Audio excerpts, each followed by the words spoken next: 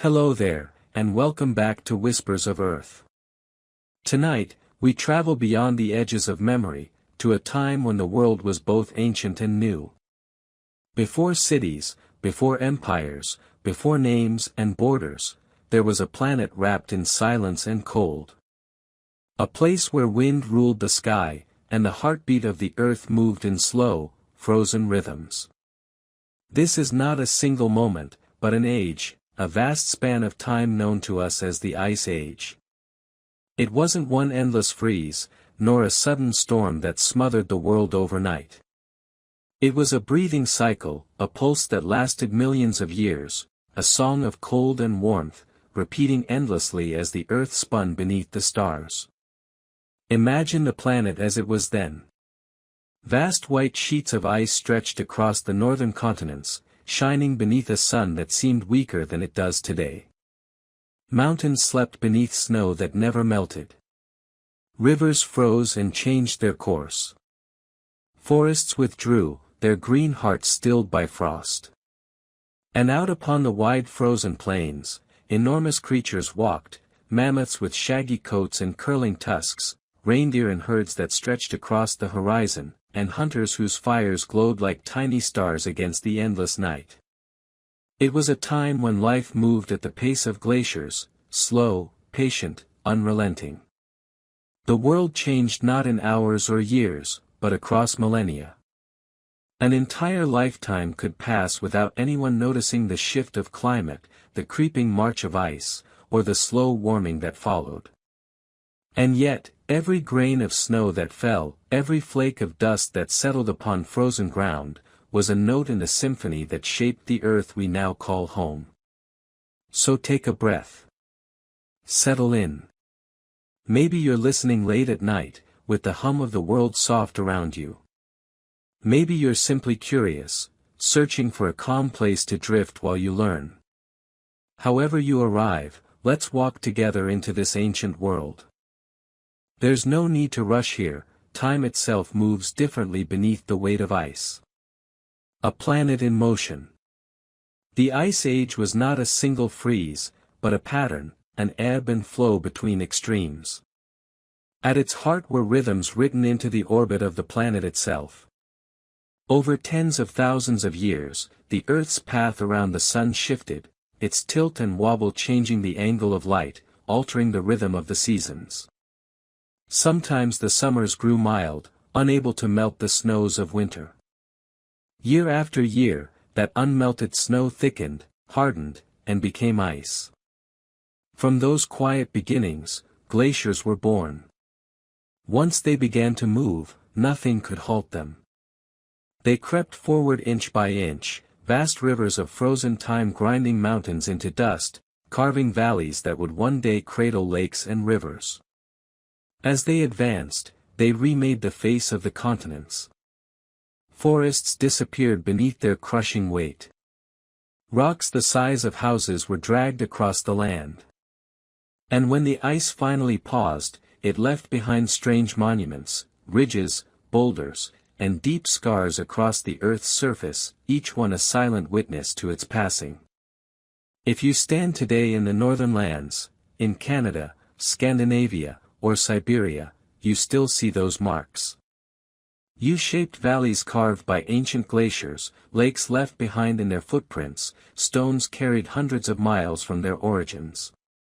These are not just features of the landscape, they are messages from deep time, reminders of how the world once moved. A world reborn in white. Picture yourself there, standing on what would one day be Northern Europe or North America. The air is sharp and dry, tasting faintly of metal and snow. The sky is pale, almost silver.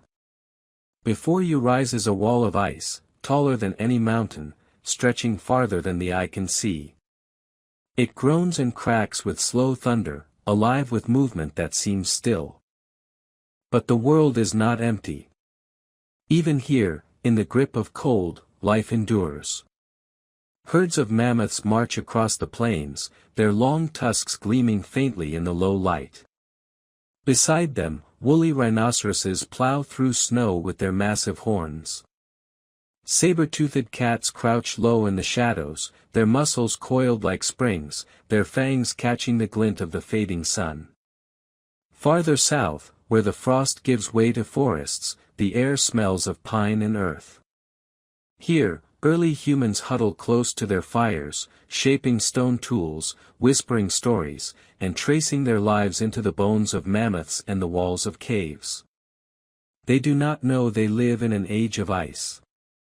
To them, this is simply the world, harsh but alive, brutal but beautiful. And perhaps that's what makes their story so familiar, survival, not as conquest, but as adaptation. The breath of time. Every cycle of cold and warmth left its mark not just on the land, but in the air. Deep beneath the surface of Antarctica and Greenland, ice holds a record of those ages, layers upon layers, each one a page in the story of Earth's changing breath. Scientists drill deep into these frozen archives and find bubbles of ancient air trapped inside. From them, we know how the planet's climate rose and fell, how carbon dioxide levels dropped as the world cooled, and how they climbed again as warmth returned. It is humbling to realize how small the changes were that brought such enormous shifts. A slight tilt in the axis. A subtle dimming of sunlight. The faintest cooling of the ocean. Tiny causes, vast effects, enough to change forests into deserts, rivers into ice, and life itself into something unrecognizable. This rhythm, cold to warm, freeze to thaw, has played out across millions of years. Each age leaves behind traces of its passing, fossils buried in frozen soil, pollen locked in ice, the grooves of glaciers carved into stone. And through them, the story becomes clear: the earth has always been alive, always changing, always breathing. The silence of snow. The Ice Age was not only an age of cold, but an age of silence. Imagine the sound of it, the slow groan of ice moving over rock, the whisper of wind across a frozen plain, the muffled footsteps of creatures whose breath steams in the pale light. There are no birds calling in the trees, because there are no trees. No insects hum in the air, because the air is too dry, too thin, too cold. And yet, beneath that quiet, the planet is alive with motion. Snow falls, layer upon layer, pressing the world beneath its weight. Each flake that settles adds to the growing mass, until mountains vanish under its crush. The ice creeps outward, reaching across the continents. From space, had there been eyes to see, the Earth would have looked like a great white lantern, glowing beneath a distant sun. And yet, even here, life persists. The mammals of this age are built for endurance. They wear their survival on their bodies, thick fur, layers of fat, blood that can carry warmth into the coldest limbs. Even the plants that cling to the edges of the ice adapt, mosses, lichens, and hardy shrubs that rest beneath the snow all winter, then burst into brief, brilliant green when the sun returns. The first fires. Far to the south, beyond the reach of the glaciers, human hands strike stone against stone. Sparks leap and catch in dry grass. The first fire of the night flares to life. Around it, small groups gather, hunters, gatherers, wanderers who have learned to live at the edge of the cold. Their shelters are made from hide stretched over bones, their clothing from furs stitched with sinew. They follow the herds, reading the land and the sky for signs of migration. Every hunt is a gamble, every meal a victory. And yet, in the glow of their fires, they find warmth not only for their bodies, but for their minds. Here, they tell stories, of the hunt, of the beasts, of the sky above them. Here, in this frozen world, something new begins to take shape: memory. A connection between past and present, between what was and what might be. This, too, is part of the Ice Age. Not just the shaping of land and climate, but the shaping of humanity itself. Fire becomes more than a tool, it becomes a teacher, a symbol of endurance against the vast and indifferent cold. The long night. The Ice Age was patient. It did not rush. Entire generations lived and died beneath its frozen rain, their stories buried beneath layers of snow and time. But even as the glaciers advanced, the seeds of change were already growing. Deep within the oceans, currents shifted. The balance of warmth and cold began to tilt again. And somewhere in the vast emptiness of the sky, the planet turned just a little differently on its axis, the first hint that this long age of frost would one day yield to spring. For now, though, the world sleeps. The stars shimmer coldly above, and the wind moves across the ice with the sound of eternity. The fires of humankind flicker faintly in the distance, small, fragile, yet defiant.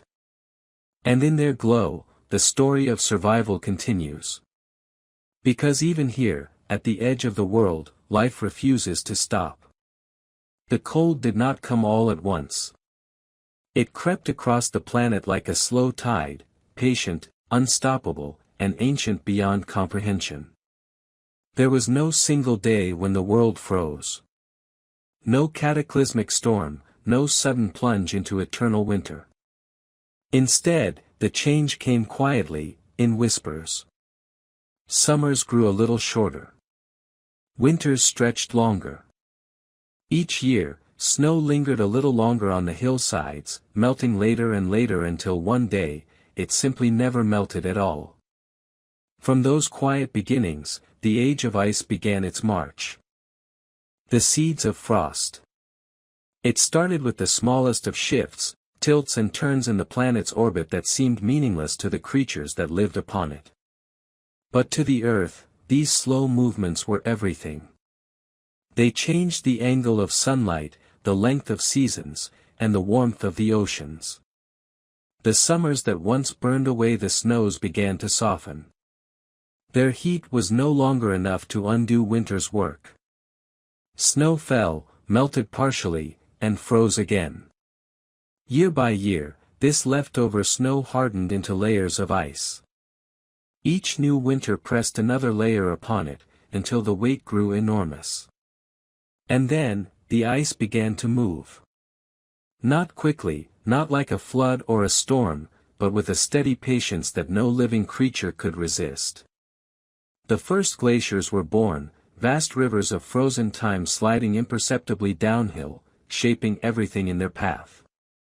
They flowed across valleys, consumed forests, and carved into mountains with the silent persistence of eternity. What began as snow on a mountaintop became an engine of transformation that would one day reshape continents. The slow advance. To witness a glacier is to watch the earth itself breathe in slow motion. From afar, it seems unmoving, a frozen wall of blue and white, gleaming beneath a pale sun. But look closer, and you'd feel it, the faint tremor of movement, the deep rumble of pressure. A glacier moves not in seconds or minutes, but in centuries. Each inch it advances is the weight of 10,000 winters pressing forward. At its edges, the ice grinds the land into powder. Boulders crumble like sand. Valleys deepen. Entire hills vanish beneath its crushing force. The air hums with a kind of heavy stillness, broken only by the sharp crack of ice splitting somewhere deep within its heart. And through it all, the glacier moves, steady, relentless, alive. These rivers of ice grew until they met others, merging into massive sheets that covered whole continents. In the north, they stretched from the Arctic Circle deep into what would one day be the United States. Across Europe, they swept over Scandinavia, carving out the fjords that still slice through its coasts today. In the southern hemisphere, they crowned the peaks of South America and New Zealand, and spread their white dominion across Antarctica. The earth, once green and warm, became a world painted in shades of blue and white. The weight of the world. Beneath the glaciers, the land groaned. So immense was their weight that the earth's crust sank under them, bending like soft metal. Mountains bowed. Valleys were crushed into plains. The pressure of the ice reached miles downward, reshaping the bedrock itself. And as the world froze, the oceans began to fall. Water that once flowed freely into the sea became locked in ice. The tides drew back. Shorelines stretched outward. New lands appeared, places that had never felt the sun before. What had once been shallow ocean became open plain. The planet itself seemed to be holding its breath. From these changes came new worlds. Across the far north, Asia and North America were joined by a land bridge, a vast, frozen expanse of tundra that connected two continents. We now call it Beringia, but to those who once crossed it, it was simply land. A cold, endless country beneath a white sky. Caribou and mammoths migrated across it in steady herds, followed by wolves, and then by small bands of humans wrapped in furs, carrying fire through the wind. That land, like so much of the Ice Age world, would one day vanish beneath rising seas. But for a time, it was a bridge between worlds, a path across the frozen horizon. Beneath the ice. To stand beneath a glacier would be to enter another world entirely. There, light bends blue and green, filtered through miles of frozen water. The air is heavy with silence, broken only by the slow creak of shifting ice and the distant drip of meltwater. Streams run beneath the glacier, carving tunnels and caves through its heart. In those hidden places, the earth is not dead, it is remaking itself. The ice grinds rock into dust finer than sand. When the glacier retreats, that dust will settle into thick layers across the plains, forming soils rich in minerals, the same soils that, thousands of years later, will feed forests and farms. Even destruction carries the seeds of renewal. Everywhere the ice passes, it leaves behind clues. Grooves carved into stone. Boulders left stranded on open fields, carried hundreds of miles from their origins. Lake basins scooped out of the ground. Each mark a footprint of the glacier's long journey. And though the glaciers moved slowly, their power was absolute. In their wake, the land was stripped clean, bare rock, silence, and the faint hiss of the wind where once there had been life. But that emptiness was only temporary. When the ice retreated, the world would awaken again, transformed. The living edge. At the very edges of the glaciers, where ice met open land, life clung to the margins. These were borderlands, zones of constant change, where the cold was never far but never complete. Here, in the tundra and steppe, the great herds gathered. Woolly mammoths roamed in slow processions, their long tusks sweeping arcs through the snow. Musk oxen huddled together for warmth, their dense coats catching flakes that never melted. Reindeer moved with the rhythm of the seasons, their hooves striking the hard ground like drums. Predators followed in their shadow, wolves, cave lions, and the legendary saber-toothed cats, their golden eyes bright against the dim landscape. It was a harsh existence, but not lifeless. The cold sculpted everything, from the shape of the land to the fur on a mammoth's back. Even the smallest plants that grew in the brief summers had learned to survive where warmth was a memory and light came only in glimmers. For every living thing, adaptation was law. Those who could not endure vanished quietly into the snow. Those who could, thrived in ways that seemed almost miraculous. Whispers in the cold. Across the frozen plains, humans watched and learned. They had followed the herds north, drawn by the promise of food, and found themselves standing at the edge of the world. Each day, they read the land, the cracks in the ice, the wind's direction, the tracks of prey half buried in frost. They built their shelters low to the ground, frames of bone and hide to shield against the cutting wind. And in the quiet hours, they gathered around firelight, small islands of warmth flickering in an ocean of cold. Here, the first stories were born. Stories to explain the endless night, the groaning ice, the strange lights that danced across the northern sky. Stories of endurance, of gratitude, of awe. In the face of the glaciers, humanity learned humility, and from that humility, imagination. The Ice Age did not just test our ancestors. It forged them. Every step through the snow, every fire kindled against the wind, every hunt that ended in triumph or loss, all became part of what it meant to be human. The cold stripped away everything but necessity. And in doing so, it revealed what mattered most: cooperation, creativity, and hope. The planet transformed. As the ice advanced, it reshaped everything. Forests shrank. Deserts grew. The seas withdrew, revealing plains where no living thing had walked in a million years. Winds swept across these open lands, carrying fine dust that settled like snow upon the earth. Over time, that dust formed the thick loess soils that would one day cradle civilizations. But in this age, there were no cities, no roads, no names. Only the slow march of ice and the quiet endurance of life beneath its shadow. The glaciers reached their peak, stretching from horizon to horizon, reflecting sunlight back into space and holding the world in their frozen grasp. The planet's heartbeat slowed.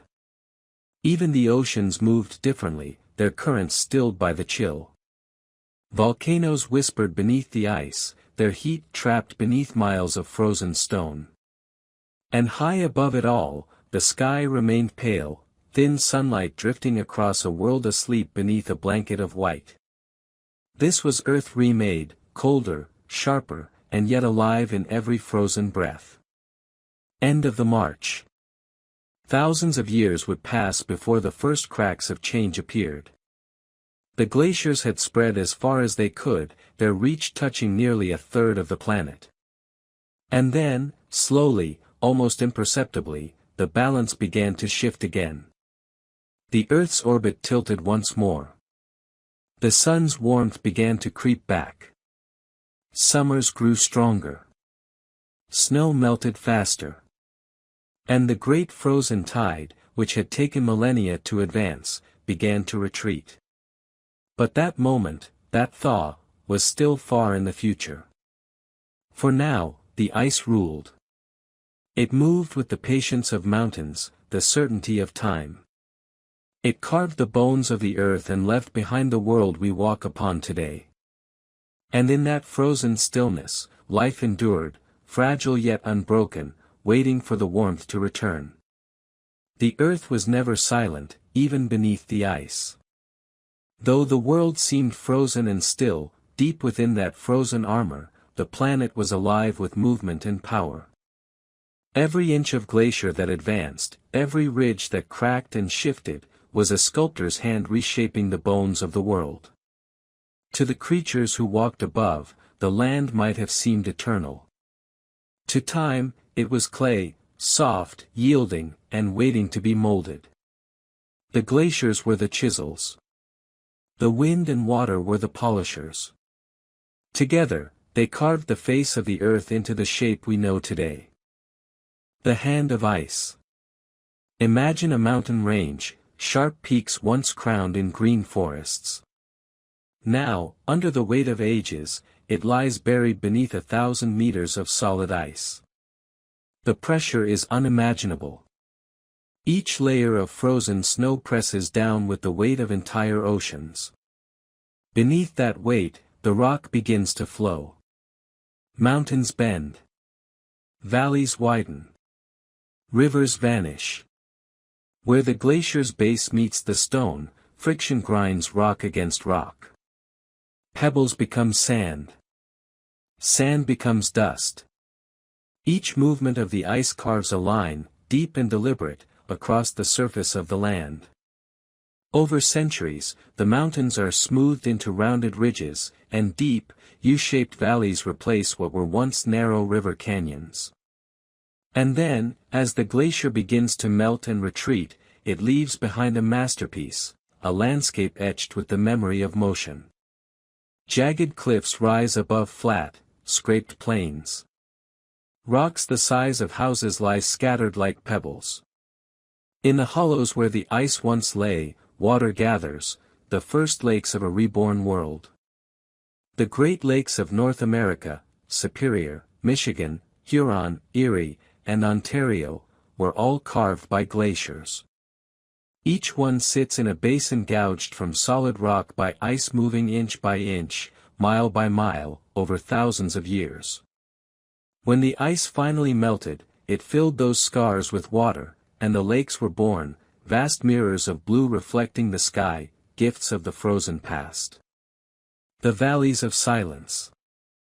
Across Europe, the glaciers left behind another kind of beauty. In Scandinavia, in Scotland, in the highlands of the Alps, their passage carved deep valleys that now cradle rivers and towns. Fjords, those long, narrow inlets of sea water cutting through steep cliffs, are the signatures of glaciers that once reached the ocean. They are the memory of ice meeting salt water, of land surrendering to the sea. In each valley, the signs remain. Smooth granite walls where the ice pressed hardest. Striations, lines carved into the rock, pointing in the direction the glacier once moved. Boulders polished by friction until they gleam even now. These are not accidents of nature, they are the language of deep time, written in stone. If you were to walk through one of those valleys today, the air would still carry a faint echo of cold. The rivers that flow there trace the paths once taken by meltwater streams that ran beneath the ice. The soil beneath your feet was ground fine by glaciers and spread by wind long before humans had names for such things. Every hill, every ridge, every curve of land is a relic of the frozen sculptor's touch. Beneath the weight. But the glaciers shaped more than the surface. Their weight bent the Earth's crust itself. Under the heaviest ice, the land sank hundreds of meters into the mantle below. And when the ice melted, the crust began to rise again, slowly, over thousands of years, rebounding like a great lung taking a breath. Even now, in parts of Canada, Finland, and Scandinavia, the land continues to lift, millimeter by millimeter each year, a ghostly aftershock of the vanished ice. This process, called isostatic rebound, is invisible to the eye, but it is everywhere beneath our feet. It changes the courses of rivers, lifts coastlines from the sea, and reveals new land inch by inch. What we call stable ground is, in truth, still moving, still reacting to a cold that ended 10,000 years ago. The glaciers didn't just reshape the land, they taught the planet to breathe differently. When so much of the Earth's water was locked in ice, sea levels dropped by more than 100 meters. Entire coastlines vanished into the distance. Continents grew larger, joined by bridges of land where oceans had once flowed. The world map itself was redrawn, one frozen centimeter at a time. The dust of creation. For every act of destruction, the glaciers offered creation. As they ground stone to dust, they released minerals, iron, calcium, and phosphorus, the raw ingredients of soil and life. When the wind swept across the barren plains left behind, they lifted that dust and carried it for thousands of miles, spreading it across continents. Layer by layer, it settled into deep deposits known as loess, pale, siltous soils that, long after the ice retreated, would become some of the most fertile farmland in the world. The American Midwest, the plains of northern China, the valleys of Central Europe, all owe their richness to the glaciers. In time, forests would grow there, rivers would meander through them, and civilizations would rise from the bounty of that glacial dust. Even now, when farmers turn the soil beneath their plows, they are touching the remnants of the Ice Age, the ashes of mountains, carried on ancient winds. The waters awaken. When the glaciers began to thaw, they wept rivers.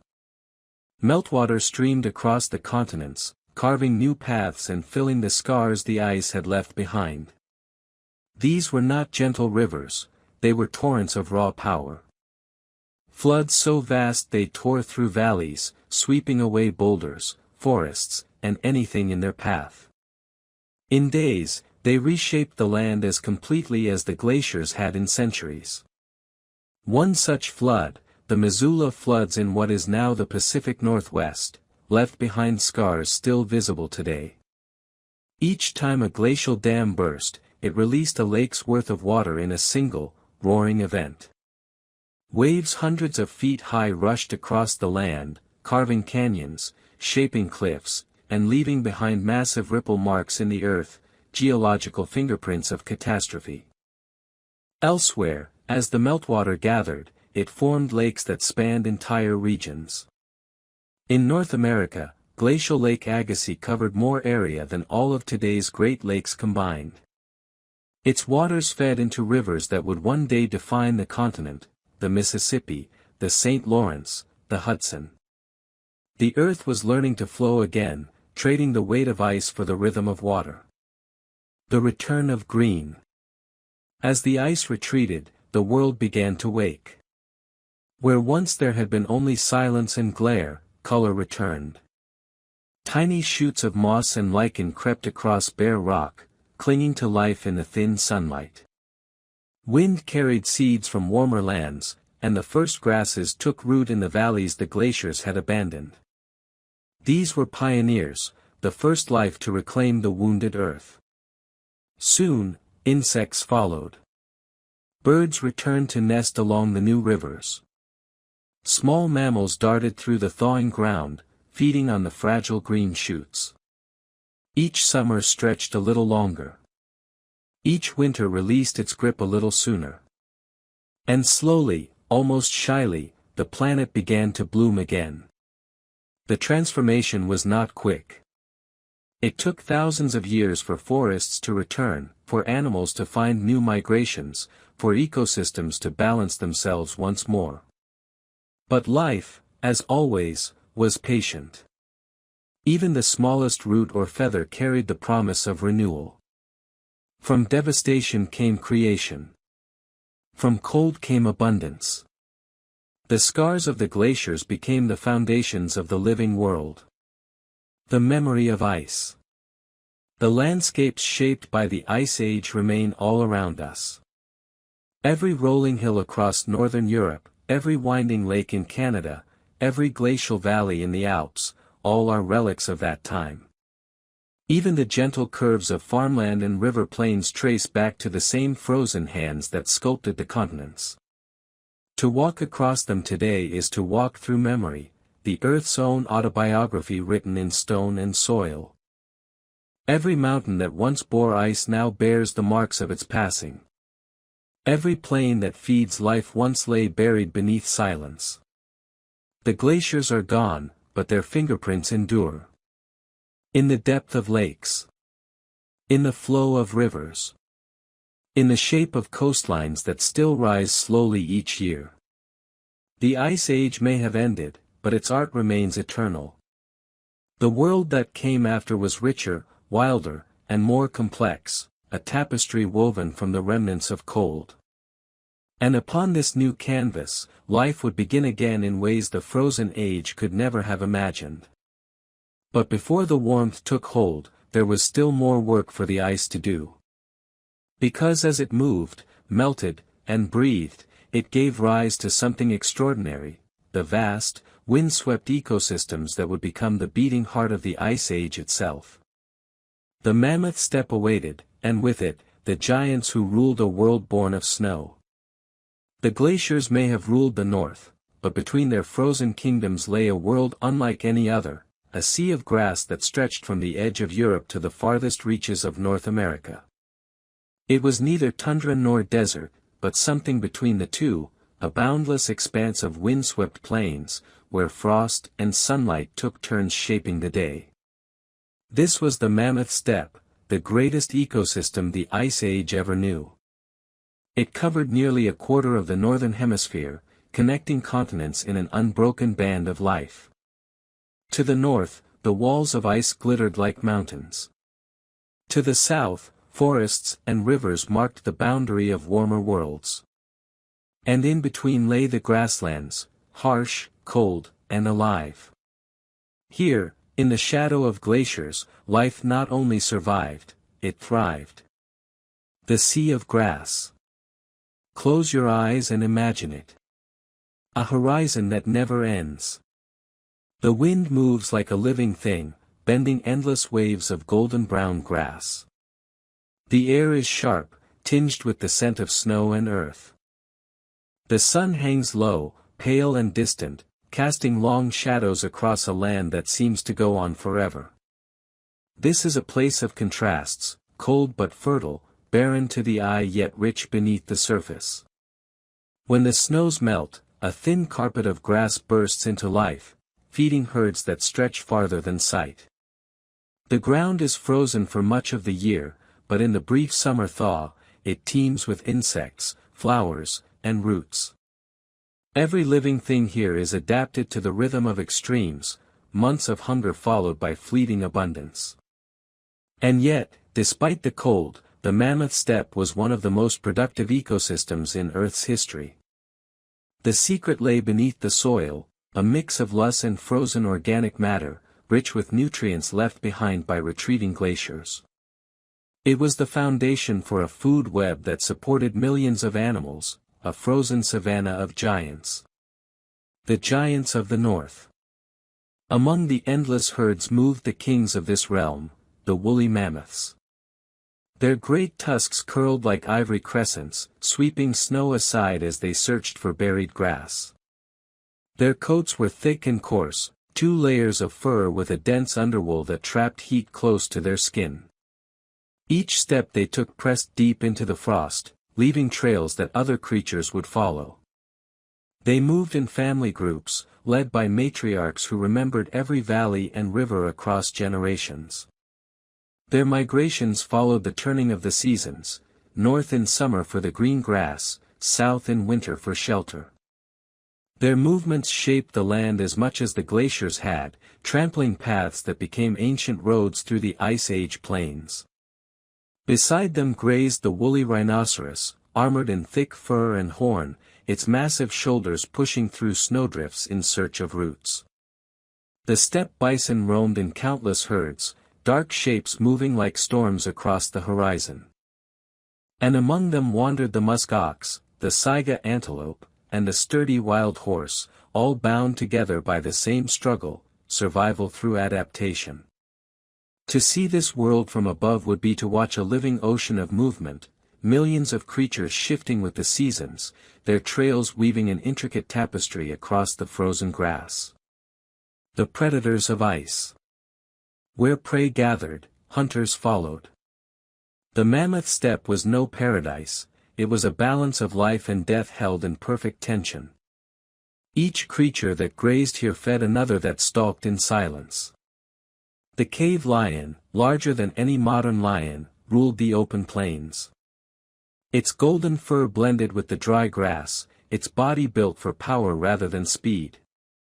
These were not solitary hunters, they worked in small groups, their roars echoing across the frozen distance.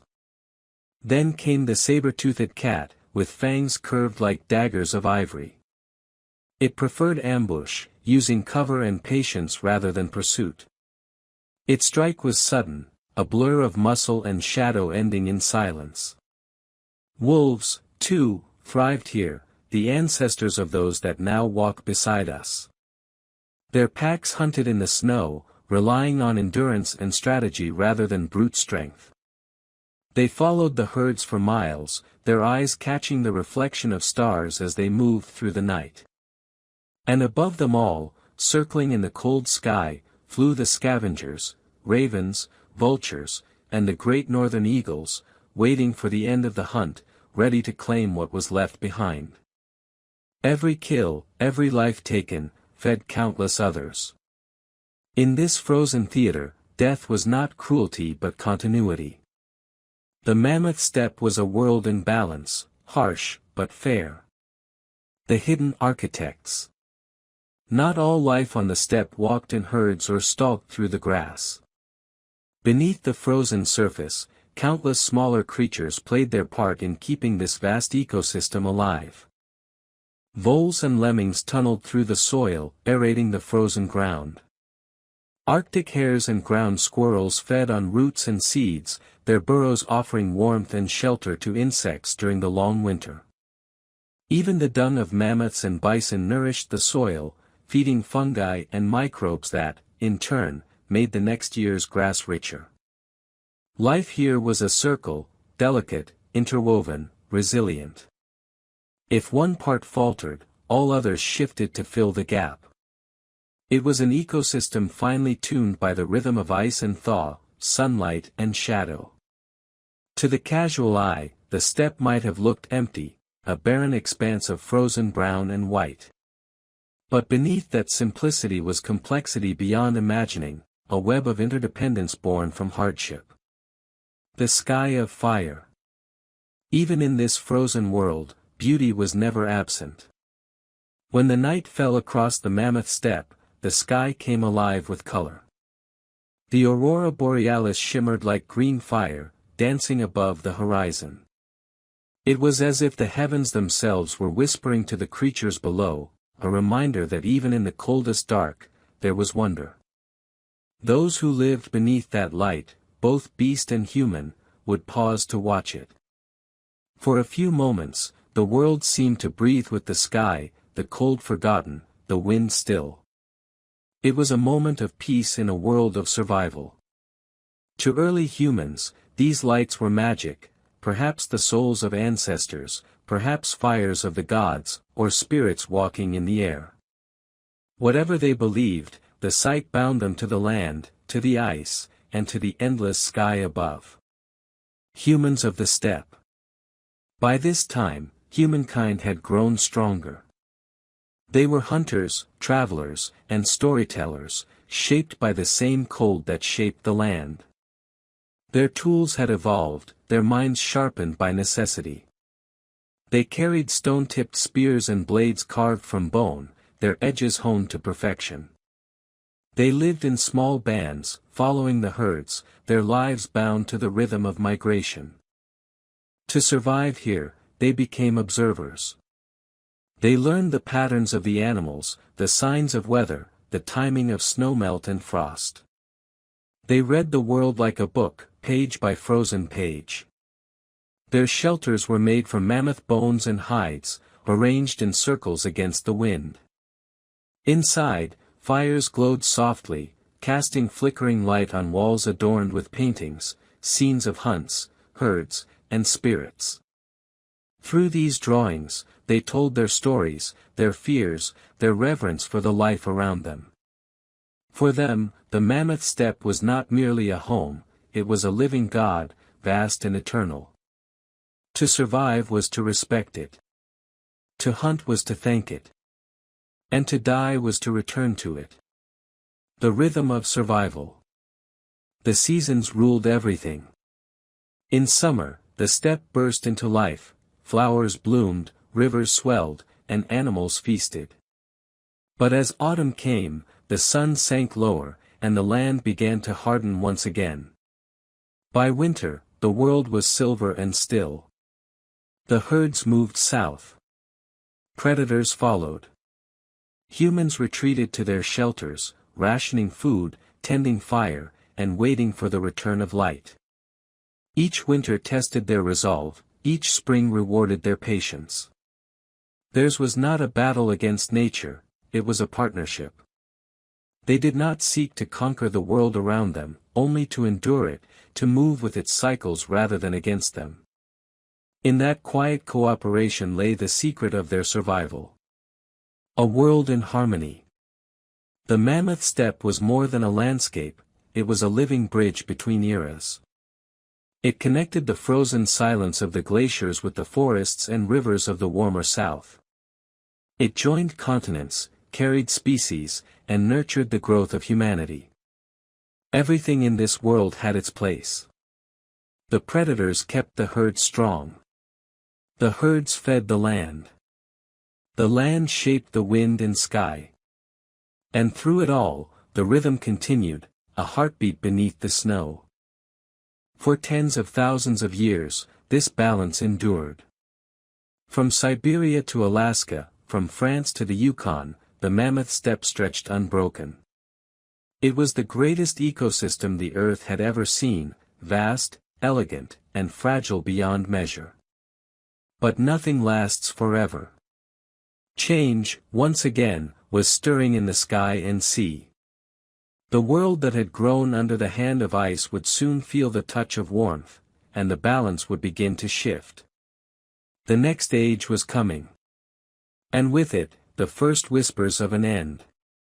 The mammoth steppe stretched across half the world, a realm of frost and fire, of beauty and danger, of silence and song. Here, among the giants and the endless wind, a new kind of creature was learning to thrive. They were small, fragile, and naked against the cold, yet their minds blazed with a fire that no winter could extinguish. These were humans, the hunters of light. They did not rule this world through strength or speed. They ruled it through understanding. Where mammoths relied on memory and lions on muscle, humans relied on imagination, the ability to see not only what was, but what could be. And from that gift, they began to change everything. The first fires. Long before cities or language, fire was the first teacher. It gave warmth against the night and light against the unknown. But to those who lived on the frozen plains, fire was more than survival, it was meaning. Imagine the Ice Age night. The sky an ocean of stars. The cold, sharp enough to cut. And in the center of that darkness, a small circle of light. A fire. Around it, a handful of people huddle close. The smoke rises slowly, catching the glow of the flames. Their faces flicker in the light, eyes bright, hands outstretched, the glow reflected in their gaze. Here, they cook their food, dry their hides, warm their bones. Here, they speak, laugh, and plan. And here, in this fragile circle of warmth, they begin to imagine. The fire becomes a gathering place not just for bodies, but for minds. Around its light, stories are born, tales of hunts, of ancestors, of spirits that live in wind and water. The first myths rise like sparks into the sky. For the first time, the human voice carries something more than warning or command, it carries wonder. The artists of the ice. Far to the south, in the sheltered caves of France and Spain, humans left their mark upon stone. With pigments made from crushed minerals and charcoal, they painted what they saw, and what they dreamed. Herds of bison thundered across the walls. Horses and mammoths moved in graceful lines. Handprints appeared, red, black, ochre, like signatures left across time. These were not idle decorations. They were prayers, perhaps, or memories of hunts.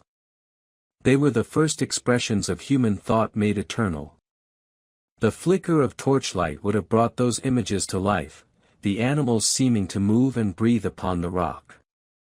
For those who painted them, it must have felt like touching the soul of the world. Art became a bridge between the seen and unseen, between the hunt and the dream, the living and the spirit. Every brushstroke, every mark, was a whisper to the land that fed them. A promise. A thank you. A plea for the world to remain alive another day. Tools of thought.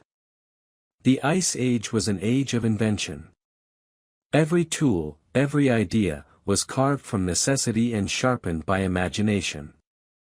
From flint, they struck blades finer than anything seen before, edges that could skin a beast or carve bone into needles. They learned to tie sinew for thread, to make clothes that fit the contours of the human body, to stitch warmth into survival. They crafted spear throwers, devices that let them hurl their weapons farther and faster. They learned to use stone not just as a tool, but as memory, shaping it with skill passed down from parent to child. Each tool was a story, each discovery a step toward mastery of their world. But their greatest creation was not a weapon or a fire. It was cooperation. They learned to work together, to share food, to plan hunts, to care for the old and the young. Through this unity, they became more than individuals. They became tribes. And through tribe, humanity found its strength. The hunt. Picture the vast plains again, the herds moving slow and steady through the frost. The hunters wait, hidden behind ridges and brush.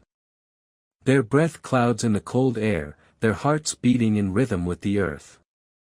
They move with patience, not haste. Each step calculated, each sound measured. They do not chase. They surround. They guide the herd with shouts and gestures, driving it toward a trap, a pit, a cliff, or a narrow pass. The air fills with the thunder of hooves. Spears fly, sharp and fast. For a moment, the world is motion and chaos. And then, silence. The hunt ends not with celebration, but with reverence. They thank the fallen animal, its life now part of their own. Every piece of it is used, flesh for food, hide for shelter, bone for tools, sinew for thread. Nothing is wasted. Through the hunt, they learned respect, not for conquest, but for balance. They understood that life was a gift, and that every act of survival carried a cost. The language of survival. Somewhere in that long frozen night, language began to bloom. It may have started as gestures, a hand pointing, a sound imitating the cry of an animal. But over time, these sounds became symbols, and symbols became words. And with words came memory. For the first time, humans could share knowledge not just through imitation, but through speech. They could warn of danger, plan a hunt, or tell the story of a place they had never seen. Language bound the past to the present, the old to the young, the living to the dead. In the silence of the steppe, words became their most powerful tool. Through language, they learned to cooperate. Through cooperation, they learned to endure. The whispers of those early voices still echo in us today. Every word we speak is a spark carried across thousands of generations, lit first beside the fires of the Ice Age.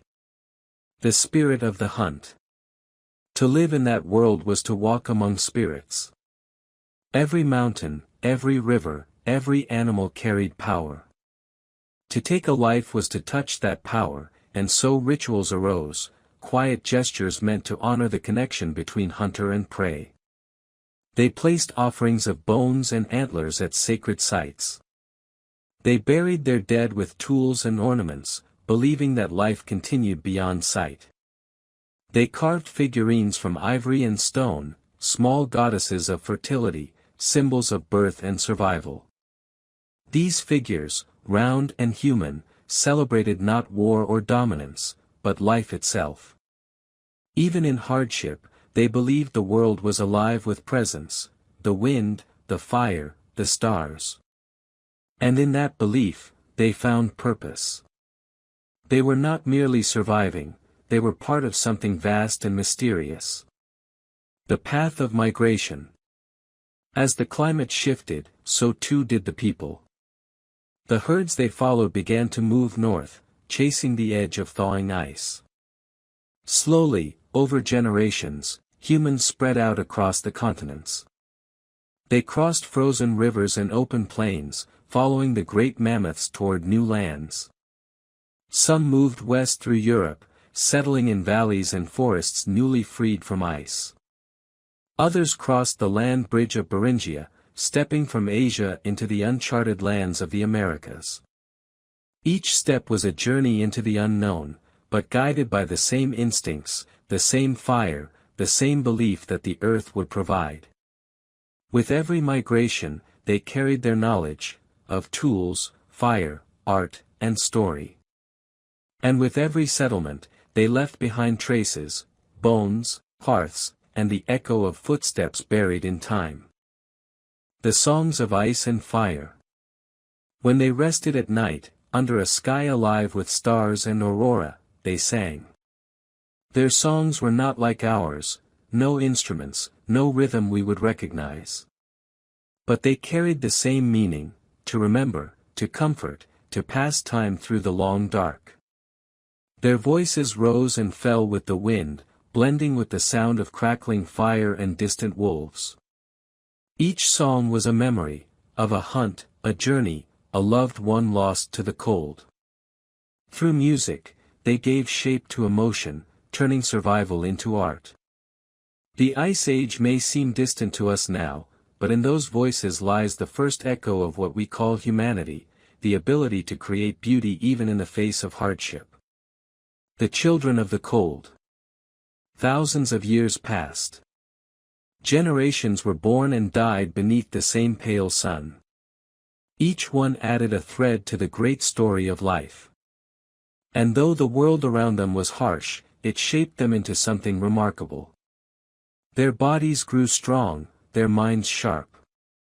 They adapted not only to the cold but to change itself. They learned to read the stars, to find their way through trackless snow, to predict the coming of storms. They became creatures of wisdom, guided by memory, united by story, and sustained by hope.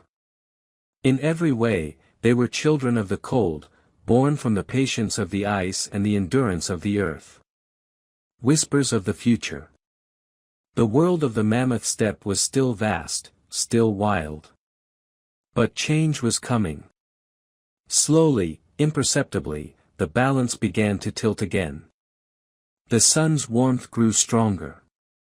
The glaciers began to melt, their icy breath receding northward.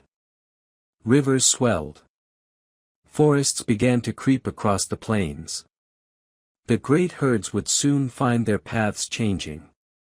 The hunters, too, would follow. And the age of ice, though not yet over, was beginning its long farewell. For now, though, the fires still burned. The songs still echoed. And humanity, fragile yet fierce, stood ready to face whatever the changing earth would bring. The hunters of light had learned not just to survive the Ice Age, but to become part of its story. The world does not change in an instant. It exhales. It softens. It awakens. After hundreds of thousands of years under ice, the earth began to stir. The long winter was ending. The air grew heavier with moisture, the sun climbed a little higher, and the wind carried something new, warmth. It was faint at first, barely noticeable against the deep cold. But year after year, it grew. The glaciers, vast and unyielding, began to groan. Cracks ran through their surfaces. Rivers of meltwater formed, running blue and bright over the frozen plains. And as they melted, the great ice sheets began to shrink, retreating northward mile by mile. For the first time in tens of millennia, the world was thawing. The first signs. It began with the seasons. Winter no longer held the same power. The snows melted sooner, the grasses returned earlier. Animals that once fled the cold began to linger longer in the north. The air, once thin and dry, grew heavy with rain.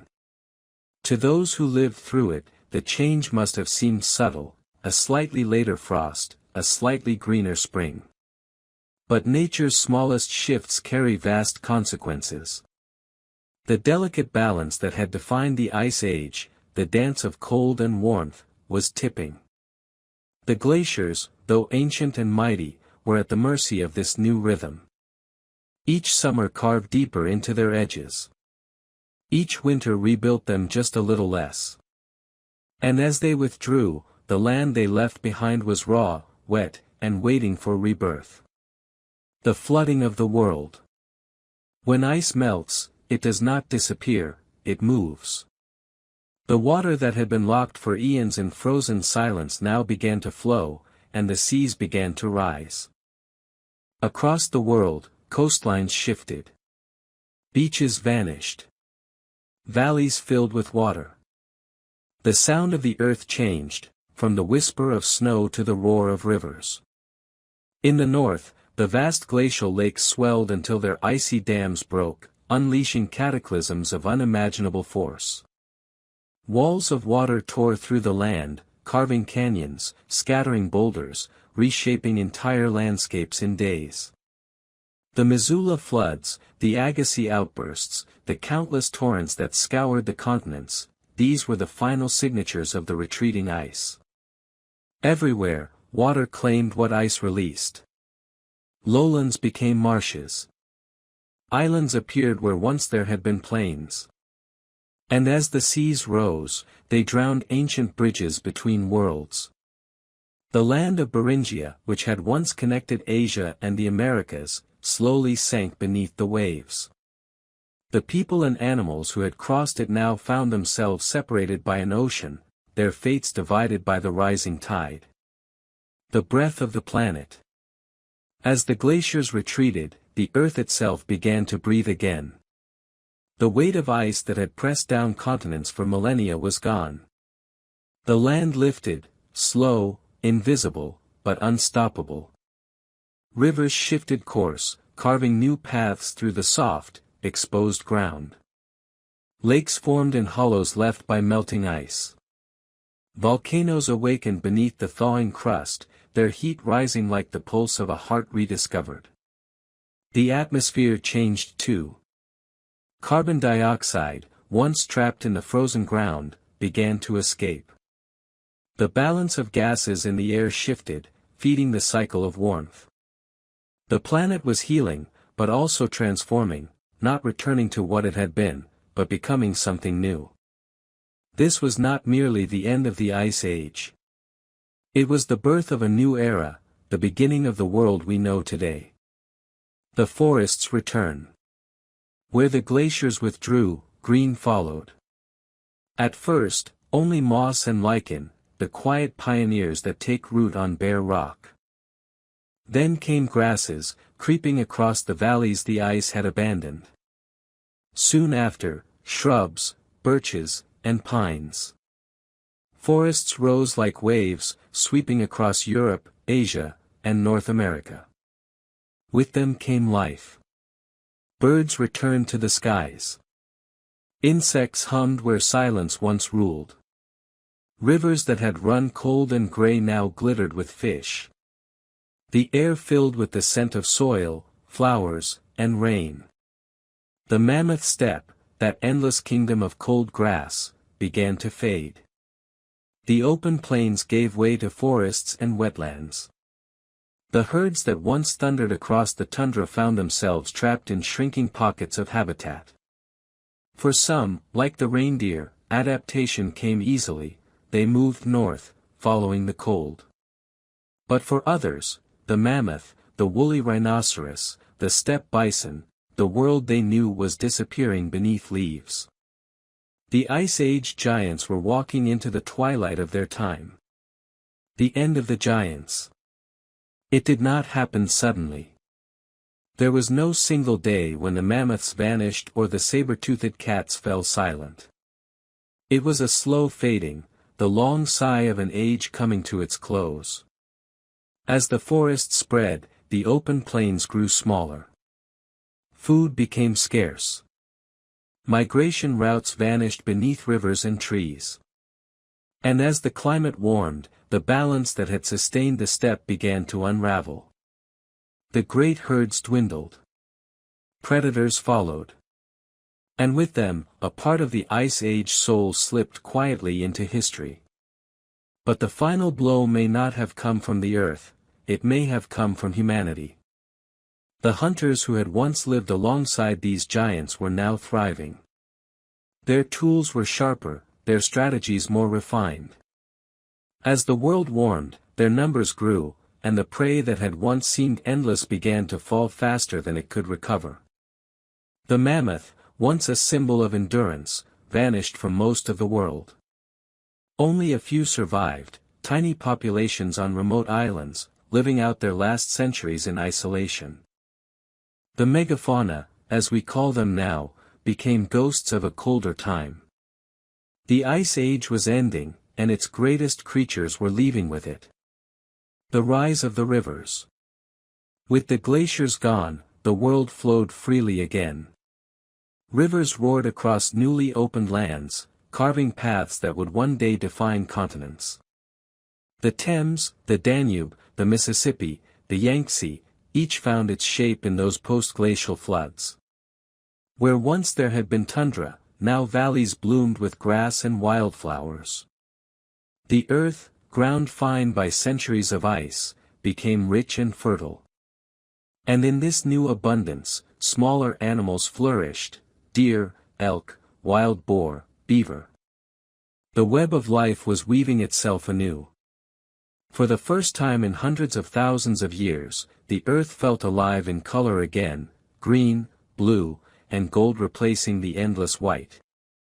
The human shift. The people who had survived the Ice Age were changing too.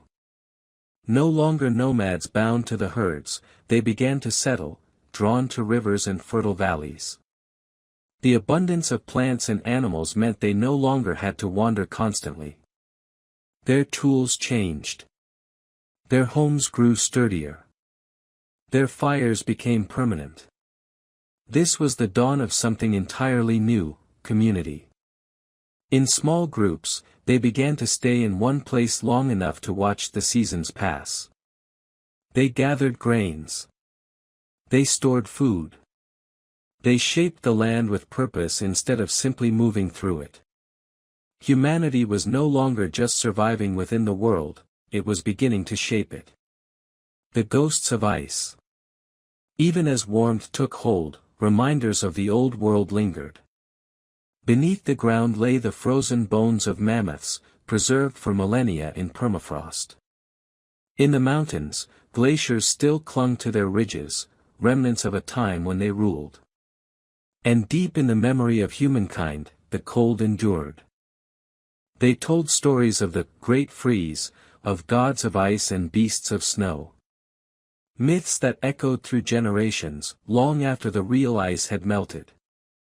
Even now, across cultures and continents, those stories survive, tales of floods, of fire, of survival after darkness. They are not just myths. They are memories, the echoes of the Great Warming. The world reborn. The Ice Age was over, but its fingerprints remained everywhere. The lakes and rivers, the valleys and plains, the soils and forests, all bore the mark of ice. The world we walk today is a monument to that frozen past. It is the Ice Age that gave us fertile lands, fresh water, and the landscapes we call home.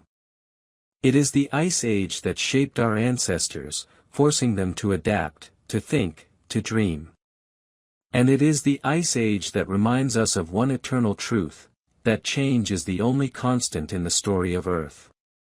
The planet had turned a page. The age of ice had ended. And in its place, a new chapter had begun, one written in sunlight, rain, and the green breath of forests. But even as warmth spread, not all the world shared in its comfort. Far to the north, in the land still held by cold, a new balance was forming, one that would carry the legacy of ice long into the ages to come. The great ice had begun to fade. Its voice, once the deep thunder of glaciers cracking against stone, was now a whisper, the slow drip of melting snow, the sigh of rivers born from ancient frost. But though the world was warming, the Ice Age did not vanish in silence. It lingered. It resisted. It retreated inch by inch, leaving behind echoes that would shape the earth for millennia to come. Change on this scale is never clean. It comes in waves: advance, retreat, advance again. Even as the sun rose higher and summers grew long, winter would strike back with a final breath of power, freezing the rivers anew. The Ice Age did not surrender easily. It fought to remain. The last breath of winter. As the glaciers melted, strange patterns of climate emerged. Some years, warmth returned in full, flowers blooming early, rains falling heavy.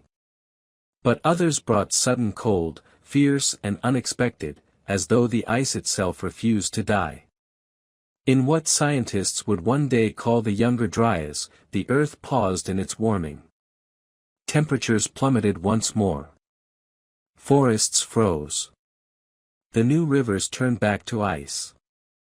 And for nearly 1,000 years, the world relived a brief echo of its former self. No one knows for certain why. Perhaps a sudden flood of meltwater disrupted ocean currents, changing how heat moved around the globe. Perhaps the planet's delicate systems, newly unbalanced, simply faltered before finding stability again.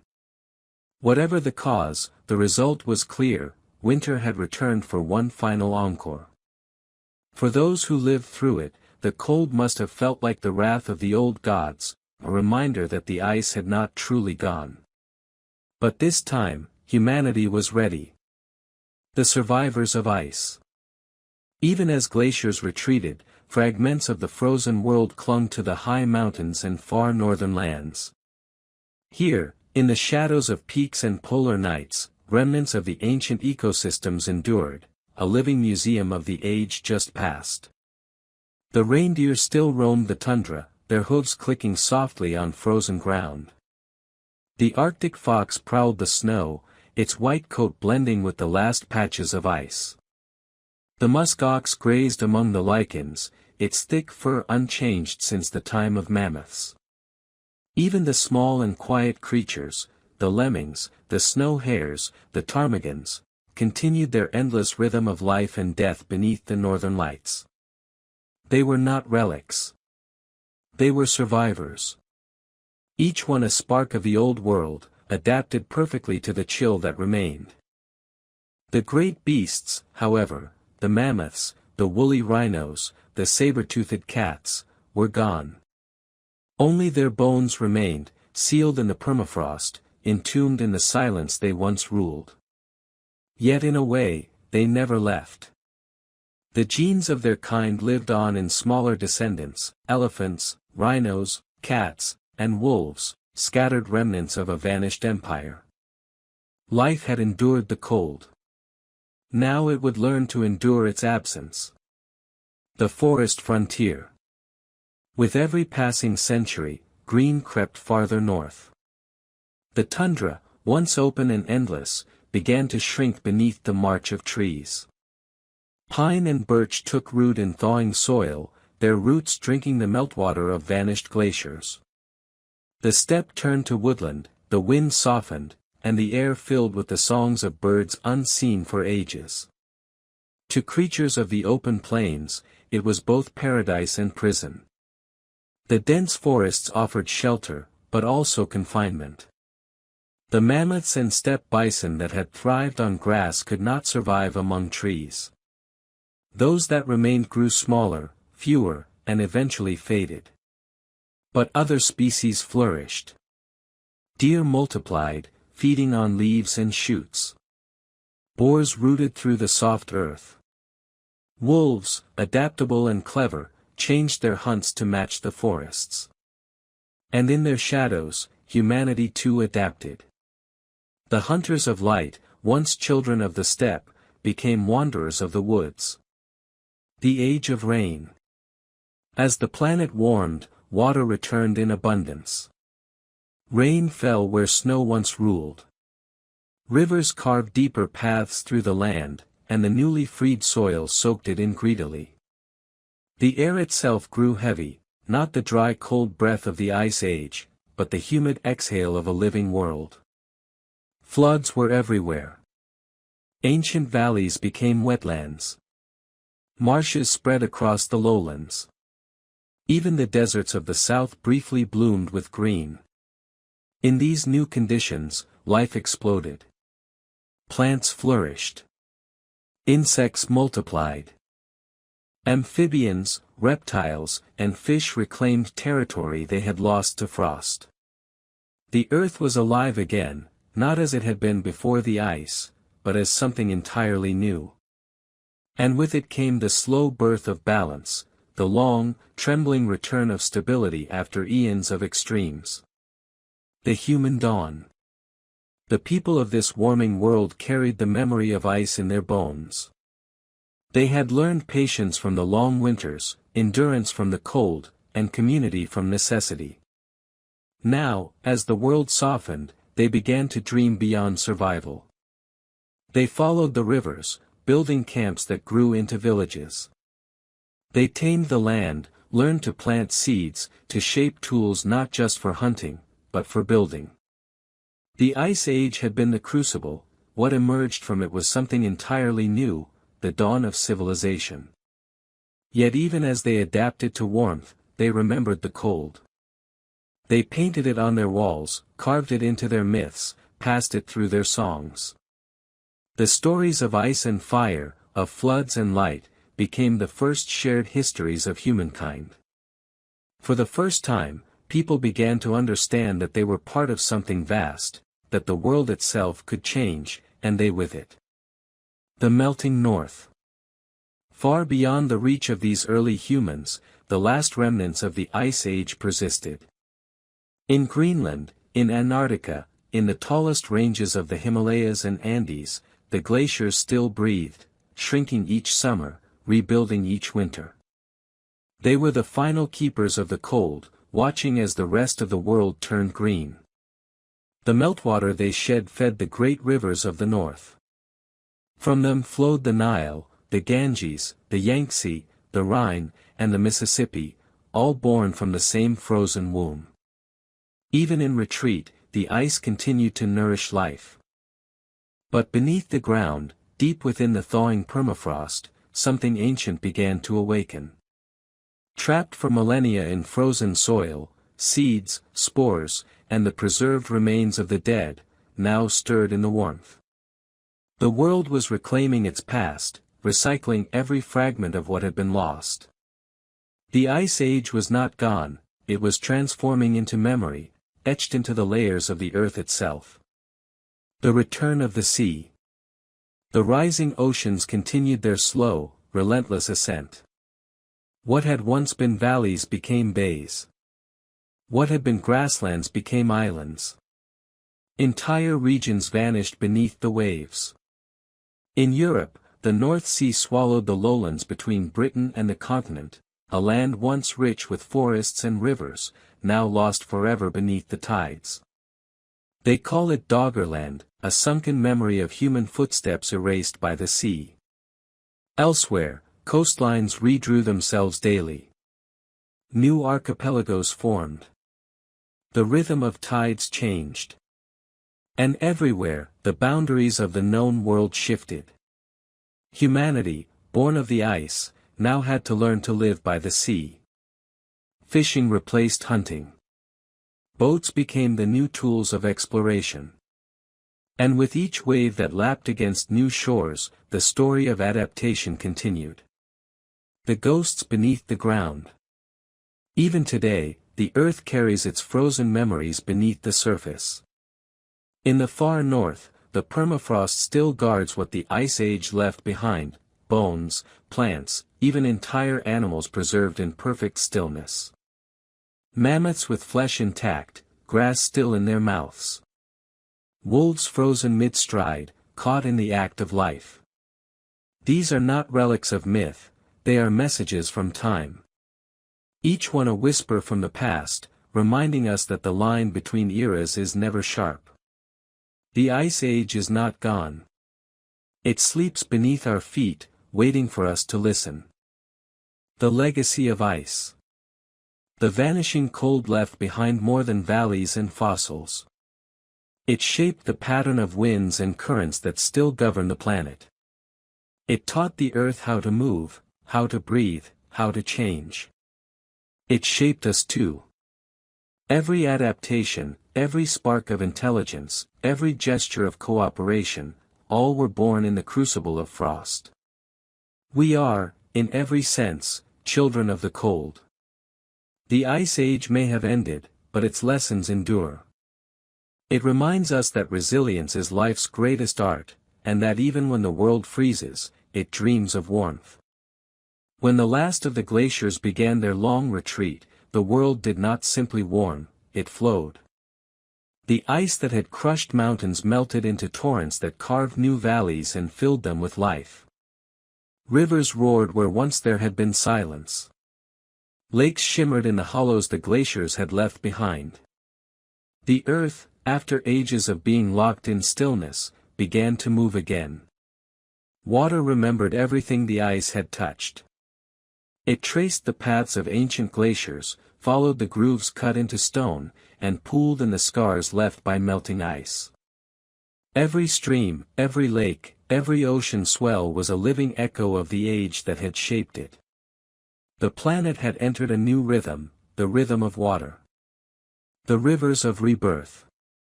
Across the continents, new rivers took their first breaths. The great meltwater floods had carved channels deep and wide, and as the ice disappeared, those channels filled with steady flow. In North America, the Mississippi gathered the runoff of a continent and began its endless journey to the sea.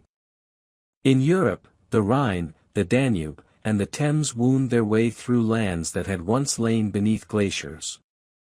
In Asia, the Yangtze, the Indus, and the Ganges carried the melt of high mountain ice down to plains where new forests spread. Each river was a child of the Ice Age, born of thaw, raised by gravity, matured by time. They fed the lands with minerals ground from stone, making valleys fertile beyond imagining. Wherever water went, life followed. And where life gathered, so did people. For humanity, water was more than a resource. It was memory, motion, connection. To follow a river was to follow the promise of food, shelter, and the endless rhythm of seasons. The return of the rain. The warming world breathed moisture back into the air. Rain fell in places that had known only snow for tens of thousands of years. It soaked the soil, turning dust to green. It carved soft channels through newly exposed rock. The dry winds of the Ice Age gave way to storms, thunder echoing over land that had not heard it in ages. Lightning stitched the sky, and rain nourished everything the cold had buried. Where glaciers had once stood, now stood meadows. Where permafrost had gripped the earth, now roots dug deep. To the early humans who witnessed this, it must have felt like magic. The heavens had opened. The earth had begun to sing again. Rain became sacred. It was the breath of the gods, the renewal of soil, the proof that the world was alive once more. Lakes of light. As the glaciers melted, they left behind vast depressions, great basins scoured from the bedrock. These filled with water, creating some of the largest lakes the world would ever know. In North America, the remnants of Lake Agassiz glittered like an inland sea, its waves breaking on shores hundreds of miles long. In Africa, ancient basins swelled again, feeding rivers and grasslands where life returned in abundance. In the high north, thousands of smaller lakes caught the light, each one a mirror of the sky. The people who lived near them found abundance beyond measure, fish in the shallows, birds along the reeds, fresh water to drink and travel by. The lakes became their calendars, their teachers. They watched the ripples to predict the wind, the reflections to mark the seasons, the migration of birds to tell them when to move. In their calm surfaces, they saw the sky, and perhaps, in that reflection, something of themselves. The shaping of coasts. As sea levels rose, the edges of continents changed beyond recognition. Valleys flooded, islands appeared, and peninsulas became archipelagos. The gentle slope of coastal plains turned into shallow seas filled with coral and life.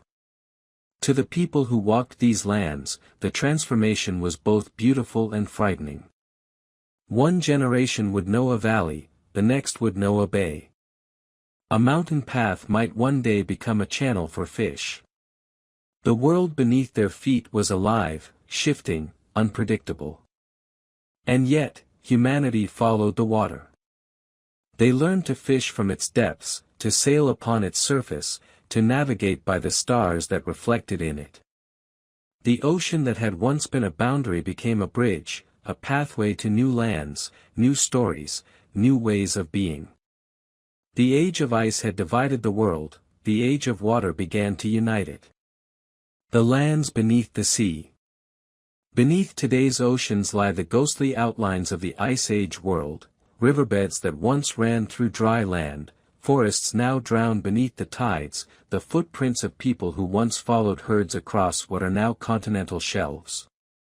In the North Sea, divers have found bones of deer and tools of stone beneath the waves, remnants of Doggerland, the sunken plain that once connected Britain to Europe. In Southeast Asia, the lost plains of Sunda stretched from Indochina to Indonesia, now hidden beneath tropical seas. In Australia, the ancient land of Sahul joined Tasmania and New Guinea before the waters rose. Each of these drowned worlds tells the same story. The earth remembers everything, even what it hides. And the sea, though it takes, also preserves, a silent archive of the lives that came before. The web of life. As the waters rose and rivers flourished, ecosystems reorganized. Wetlands became cradles of diversity, amphibians, birds, and insects finding endless niches among reeds and lilies. Beavers built dams that turned streams into ponds, shaping landscapes as glaciers once had. Along the coasts, mangroves spread their tangled roots, turning tides into nurseries for countless forms of life. Coral reefs blossomed in the shallows, rainforests beneath the sea. Fish, crustaceans, and mollusks filled the waters with color and movement. The warmth that had ended the Ice Age became the spark for an explosion of abundance. From desolation came complexity. From melting came renewal. The earth had not lost its vitality, it had simply changed its form. Humans and the waters. Everywhere people went, they settled near water. Rivers offered fish to eat, clay to shape, paths to travel. The rhythm of the tides became the rhythm of their lives. They learned the cycles, flood and drought, ebb and flow, and built their existence around them. They began to craft boats from wood and hide, learning to float upon what they once feared. They followed the coasts, discovering new lands, new climates, new challenges. In time, these journeys would connect distant peoples, carrying not only goods but ideas, songs, and stories. Water became the first road, the first mirror, the first mystery. To the people of that time, rivers were gods, oceans were mothers, and rain was blessing. Their myths were filled with floods and storms, with sea spirits and river guardians, echoes of the Ice Age floods that had shaped the world before them. The voice of currents. As the seas expanded, so too did the great ocean currents. Warm and cold waters began their endless dance around the globe, redistributing heat, shaping climate, deciding which coasts would bloom with rain and which would dry into deserts. The Gulf Stream carried warmth to the north, softening Europe's winters. The Pacific gyres stirred clouds and rain across the equator. The Antarctic currents circled the frozen south, keeping that last remnant of ice alive. This global circulation was the planet's heartbeat, a rhythm born from the Ice Age, sustained by the balance of heat and cold, salt and sun. It connected every ocean, every continent, every sky. Through the whisper of these currents, the earth spoke of unity, that nothing on this planet exists alone. The human awakening. The warming age was more than a change in climate, it was a change in consciousness. As life flourished, so did the human mind. People began to look beyond survival toward understanding. They mapped the rivers. They followed the stars reflected in the sea. They watched the tides rise and fall and began to measure time by the moon. They learned that the same water that filled the lakes also fell from the sky and returned through streams. It was a cycle, an endless circle of giving and taking, of birth and return. From that realization came reverence. Water became the symbol of continuity, of life unbroken by change. And perhaps, when they looked into a still pond at dusk and saw their faces ripple with the reflection of the sky, they understood that they too were part of that circle. The earth remembers. The ice age had given shape to the land, the water now gave it motion. Every drop carried the memory of glaciers, every river a song of stone and time. The mountains still wept in spring, their tears feeding valleys below. The ocean still held the chill of ancient depths. Even now, in the beating of rain against the ground, there is the echo of ice melting long ago. The earth keeps its memories not in words, but in movement. And as humanity grew beside the rivers, it too began to remember, not through fossils or rock, but through story. Stories of floods and renewal, of storms and salvation. Myths of beginnings carried by the rhythm of waves. Because when the ice finally vanished, it left behind something greater than land or water. It left behind awareness, a sense that everything flows, and that within every drop of water lies the history of the world. The ice had withdrawn to the farthest edges of the world, and in its place came color. Where once there had been white silence and wind, now there was movement, fragrance, and sound. The earth was waking from its long sleep, and it was dreaming in green. The mountains that had been scraped bare by glaciers now shimmered with moss and pine. The valleys filled with rivers and flowers. The plains, once frozen and empty, rippled with grass taller than a man.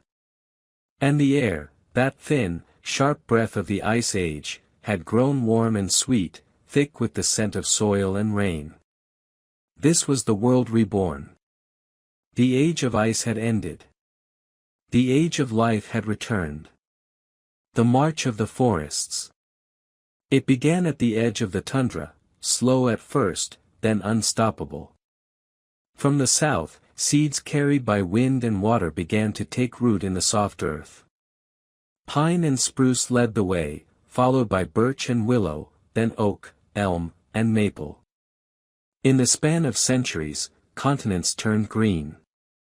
The forests moved like tides, rolling northward year after year. They followed the retreating cold, reclaiming land that had slept under ice for 100,000 years. Each tree was both pioneer and settler, holding the soil, cooling the air, calling rain from the sky. And as the trees grew tall, the earth began to hum again with life. Birds filled the canopy, their songs echoing through leaves. Insects returned by the billions, weaving invisible patterns in the air. Beneath the roots, worms and fungi rebuilt the soil, a hidden city of life beneath every footstep. The forests did not simply grow, they created. They shaped climate, softened winds, and gave birth to rivers that carried their reflection across the world. This was the rise of green, the great expansion that would forever change the face of the planet. The new web of life. In the warmth of the new age, life diversified like never before. The tundra beasts of the ice age gave way to creatures of the forest, deer, elk, wild boar, and bear. From the shadows of the trees came lynx and fox, stalking through the undergrowth. Birds nested high in the canopy, eagles, owls, woodpeckers, each filling a space in the new design of life. In the rivers swam otters and beavers, architects of the wetlands. Their dams reshaped landscapes, creating ponds where frogs sang and fish bred. The balance of water and earth was alive again, adjusting, learning, thriving. Even insects, the smallest of all, became the new rulers of this age.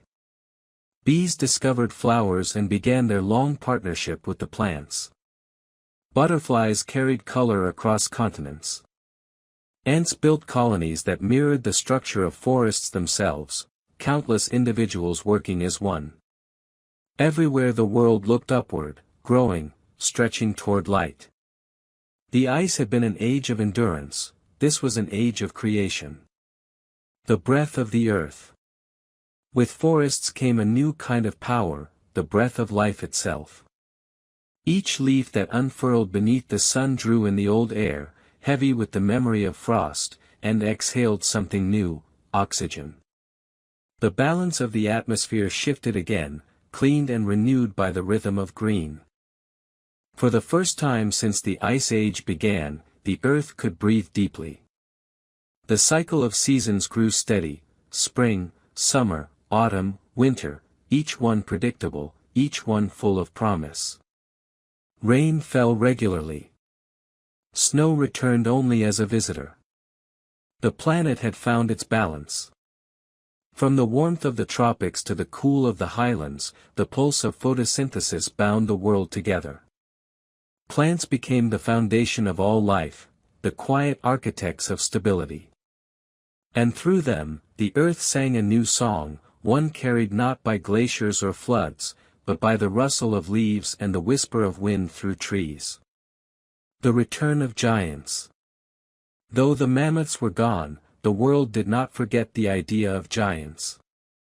In the new forests, others rose to take their place, elephants in the savannas, rhinoceroses in the jungles, giraffes stretching their long necks toward the canopy. In the oceans, whales grew to sizes beyond imagination, feeding on the bounty of the seas. Even the forests themselves became giants, trees taller than towers, older than any living creature. The earth remembered the grandeur of the Ice Age and reimagined it in new forms. Life does not mourn, it transforms. What was lost to the cold returned in warmth, not the same, but equal in wonder. And among these giants, a smaller, quieter species was learning to shape its destiny, the humans, now spread across every corner of the world. Humanity and the green world. The same forests that sheltered deer and wolves now sheltered people. They hunted within them, built from their wood, and found in them the rhythm of survival. But they also began to see beyond mere necessity. They noticed patterns, the sprouting of seeds, the growth of fruit, the migration of birds. From those observations came a realization. The earth provided not just for the hunter, but for the planter. And so, quietly, almost imperceptibly, the first seeds of agriculture were planted. Along the great rivers, the Nile, the Tigris, the Indus, the Yellow River, people began to cultivate the wild grasses that grew on their banks. They learned to save seed, to water and tend the soil, to harvest and store. The wandering tribes of the Ice Age became settlers of the Green Age. In time, their villages would become towns, their rituals would become religions, and their stories would become history. But it all began here, in the shadow of the trees, guided by the memory of ice and the promise of green. The forest spirits. To those early people, the forest was more than a place, it was alive. Every rustle was a whisper, every shadow a presence. The spirits of animals, of ancestors, of rivers and trees, all lived within the forest's breath. They offered gifts of fruit and meat. They took wood and water in return. They burned fire to honor the spirits that gave them warmth. There was reverence in their every act, a sense of balance inherited from the cold that had once tested them. The Ice Age had taught humanity humility, the forest taught them connection. And so the stories changed, no longer about survival in the snow, but about harmony with the living world. This was the birth of nature worship, the first echo of what would one day become religion, not the worship of gods above, but of life all around. The spread of life. With warmth came migration, not just of people, but of everything alive. Animals followed new paths through open woodlands and grasslands. Birds explored new skies. Seeds traveled on wind and fur, crossing mountains and seas. The continents were alive with motion, every species searching for its place in the new order. Some thrived. Some vanished. And new forms emerged, shaped by heat, light, and chance. The coral reefs grew brighter. The jungles deepened. The grasslands became the stage for new hunters and new prey. The frozen stillness of the past was gone, replaced by a symphony of motion and sound. It was as if the earth, freed from its icy shell, was breathing, singing, dancing again. The hidden balance. The new green world seemed eternal, but the planet still held memories of the cold. In the far north and south, glaciers remained, shimmering reminders of what had been. They released water into the rivers, feeding the veins of the planet. They reflected sunlight back into space, keeping the world's fever in check. The balance between ice and forest became the heartbeat of the earth, a delicate equilibrium that sustained every living thing. Too much cold, and the forests would die. Too much warmth, and the ice would vanish, the seas would rise. Even in its new abundance, the world remained fragile, a truth that would echo through every age to come. The world that followed. As centuries turned to millennia, the earth settled into a gentle rhythm. The forests matured. The rivers ran clear and steady. The seasons kept their promise. The Ice Age was no longer a memory of struggle, but a foundation of life. It had shaped the soil, the waters, and even the minds of those who walked upon them. The green world was its legacy, not a rejection of the cold, but its continuation through transformation. And as humanity thrived within it, they too became part of that story, stewards, storytellers, dreamers of the land that had given them everything. But the Earth's story never ends. It moves in circles, in seasons, in breaths of time. And somewhere, deep within its heart, the cold still waits, not as an enemy, but as a reminder of what once was, and what could be again. After ages of fire, flood, and frost, the earth at last grew calm. The storms that had torn continents quieted. The rivers found their courses. The winds slowed into familiar paths, and the seasons began to turn with steady grace. For the first time in millions of years, the world rested. The chaos had faded, and what remained was harmony. This was the age of balance, an interlude between extremes, a rare piece in the vast story of time. The last of the great glaciers slept in the far north and south, their frozen crowns gleaming like mirrors beneath the sun. Between them, the continents breathed, green, fertile, alive. Forests stretched across entire lands, their canopies whispering with the sound of renewal. Grasslands rippled like oceans of gold. The air grew sweet, the water clear, the soil dark and rich. Every corner of the earth seemed to hum with quiet purpose. It was as though the planet itself exhaled after a long and difficult journey, whispering softly to all who lived upon it. Now, you may grow. The steady earth. The world's climate settled into rhythm. The temperature no longer swung from burning heat to endless frost. The rains came and went with measured grace, and droughts, though still feared, passed without despair.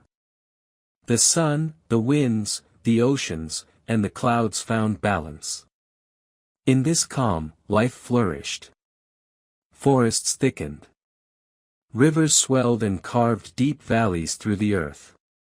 The seas shimmered with light, full of creatures dancing through coral and kelp.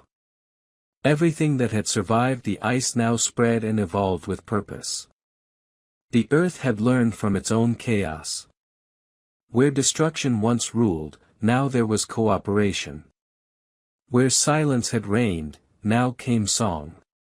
It was in this peace that the next chapter of life began, the rise of humanity's partnership with the land. The settling of humanity. For generations, people had wandered, following the herds, chasing the seasons, surviving through movement. But as the world steadied, so did they. The land no longer demanded constant flight. The seasons became predictable, the rivers dependable.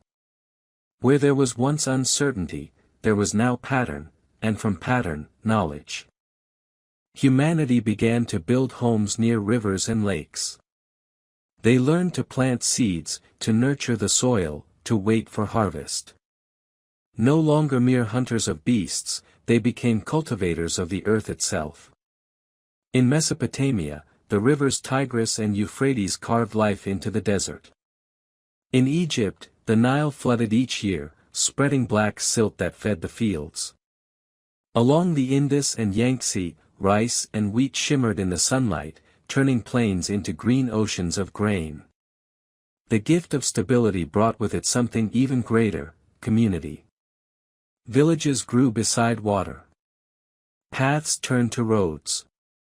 Firelight filled the night as stories and songs replaced the silence of survival. And slowly, humanity's scattered tribes began to gather, to settle, to build.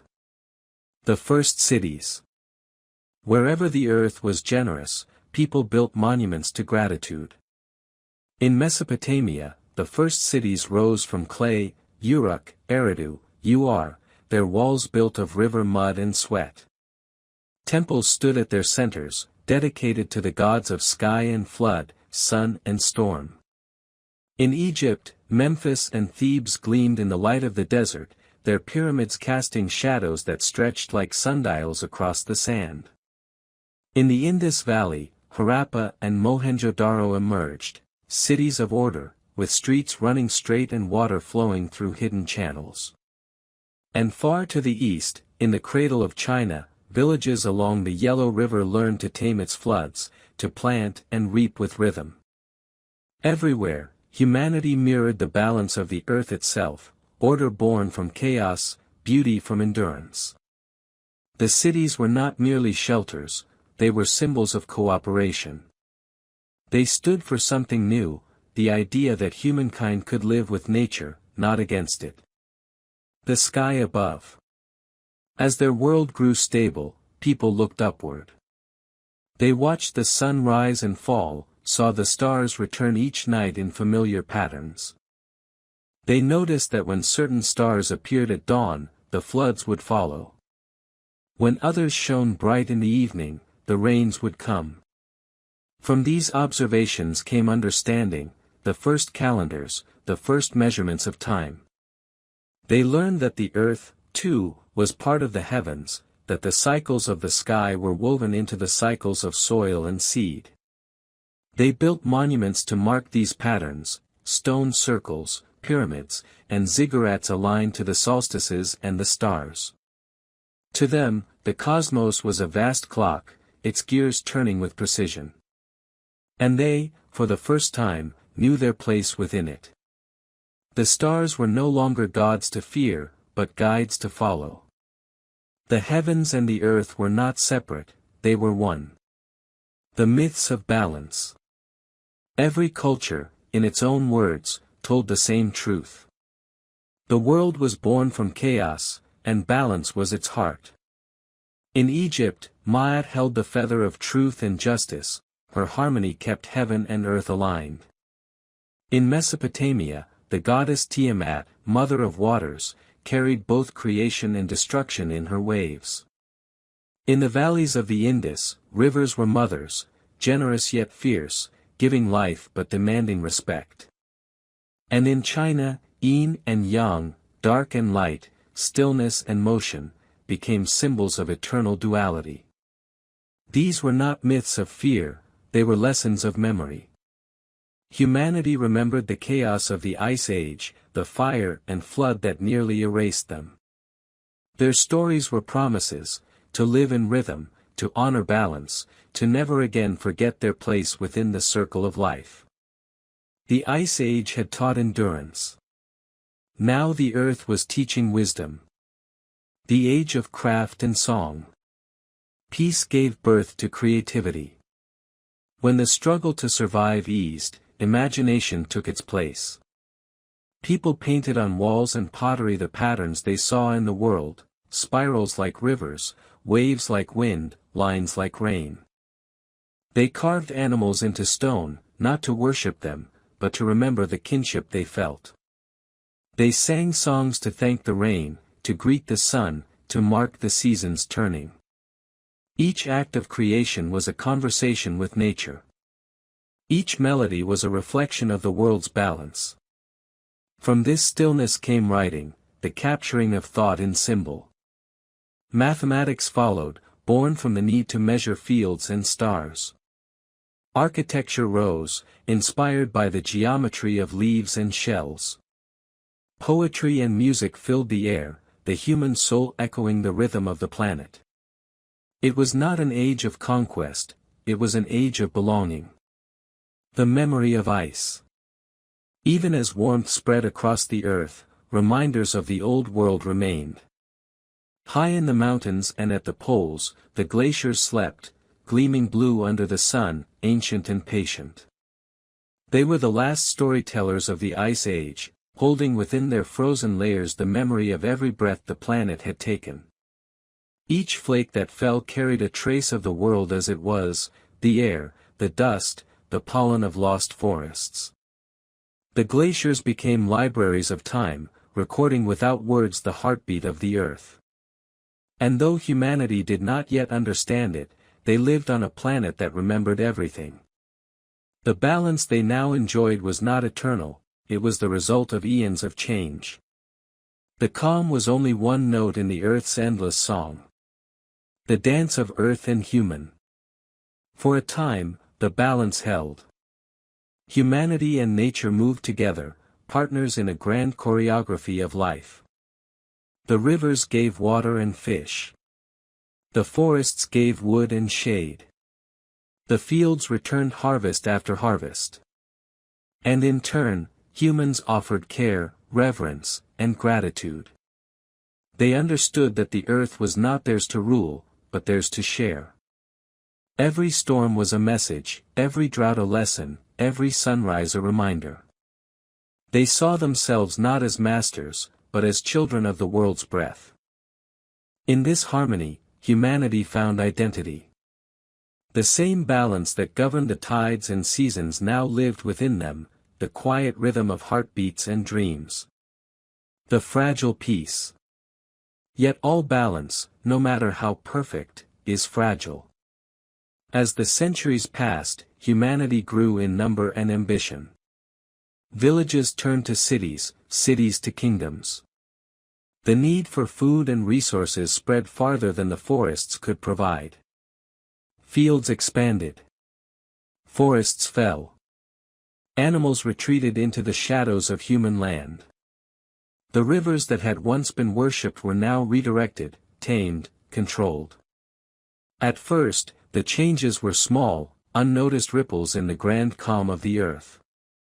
But the seeds of imbalance had been planted. The same creativity that had built civilizations also gave humanity power, and power, if left unchecked, can tilt even the steadiest world. The whisper beneath the calm. The earth, ever patient, whispered warnings. A harvest failed. A flood came early. A storm destroyed what had been built over generations. To some, these were divine punishments, to others, mere chance. But the truth was simpler, the planet was speaking. It had always spoken, though few still listened.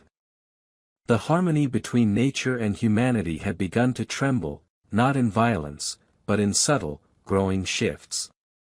It was the faintest reminder that peace is not permanence. And beneath the mountains, in the frozen heart of the poles, the ice still slept, waiting, remembering, preparing. Epilogue, the breathing earth. For now, the earth remained beautiful. The forest still stretched toward the sun. The rivers still carried light across the land. The seas still sang with the voices of whales. The balance endured, imperfect but real. It was the heartbeat of an earth that had learned to live with itself, and of a humanity that, for a moment in time, had learned to listen. But balance is motion in disguise. It is never still. It is the space between breaths, the calm between tides, the pause between storms. And so the planet waited, quiet and watching, knowing that even peace must one day give way to change. The age of balance had been a gift, brief, beautiful, and necessary. It was the Earth's promise fulfilled, that after every age of chaos, there will come an age of calm. And in that calm, life will remember how to dream again. The sky, which had long been faithful, began to change. Its colors shifted. Its winds grew restless. The rains no longer came when they should, and the warmth that had once been steady began to lean toward extremes. It was not yet chaos, not yet destruction, but something had begun to stir. The earth was turning again. Slowly. Quietly. Inevitably. The age of balance, so patient and serene, had reached its twilight. And though humanity did not yet know it, they were living at the edge of another great transformation, one that would test everything they had built. The signs were subtle at first. A colder winter. A longer drought. The migration of animals to unfamiliar lands. The rivers, once predictable as the moon, began to shift their moods. The planet was breathing differently. And above, in the high vault of the heavens, the stars watched, ancient, indifferent, eternal. The first tremors of change. The earth has always been a creature of cycles, warming, cooling, expanding, retreating. Even in its calmest moments, it is never still. Under the soil, beneath the oceans, deep within its molten heart, the planet turns in slow rhythms older than life itself. In this age, the balance had begun to tilt. The northern summers grew shorter, the snows stayed longer on the mountains. In distant lands, ice began to creep back into valleys where flowers had once bloomed.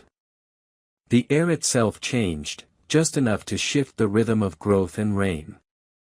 For the first time in thousands of years, humanity faced something unfamiliar, uncertainty.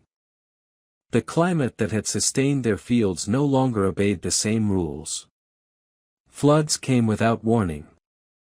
Harvests failed where they once flourished. The delicate harmony between people and planet began to tremble. It was the first whisper of the earth reminding its children that peace was never meant to last forever. The shifting winds. Across the deserts of Africa, the monsoon rains weakened. The once green Sahara began to dry, its lakes shrinking, its grasslands fading into dust.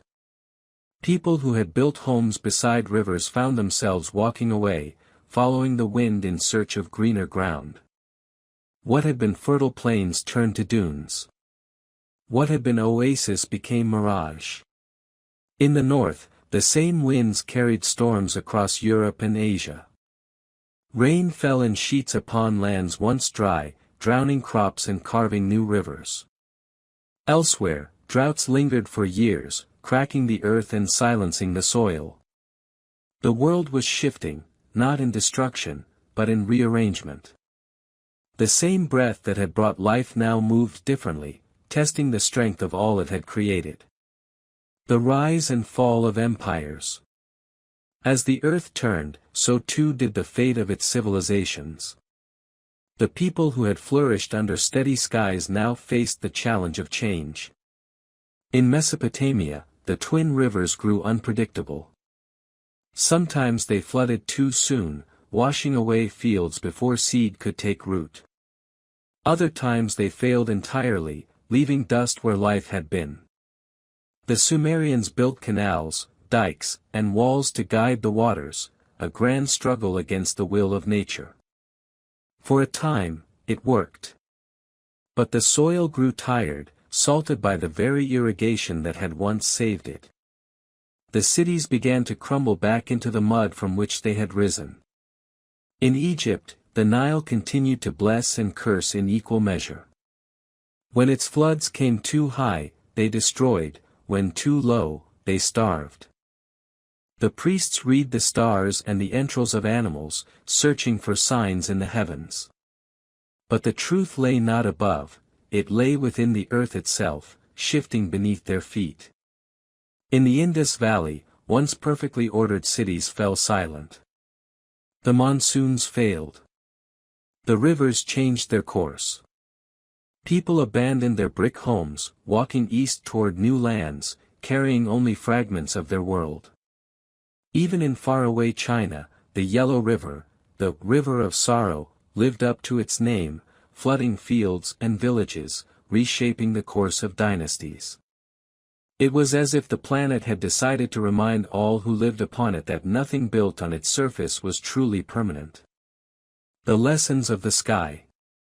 Humanity, ever observant, began to notice that the heavens changed with the earth. Stars no longer rose where they used to. The constellations drifted, subtly, slowly, but unmistakably. The priests, the astronomers, the keepers of time saw what others could not: the sky itself was turning. The tilt of the planet, the slow wobble of its axis, shifted the rhythm of the seasons. To those who watched, it seemed the gods had moved their thrones. To those who listened, it was the earth, continuing its ancient dance. New calendars were born, new rituals shaped around new stars. Temples once aligned with solstices found their shadows falling in unfamiliar directions. The eternal had proven, once again, to be in motion. And in this realization came awe, and fear. If even the heavens could move, what then could truly last? The wanderers. As climates changed, so too did humanity's path. People began to move again, tribes and nations following the call of rivers, of game, of rain.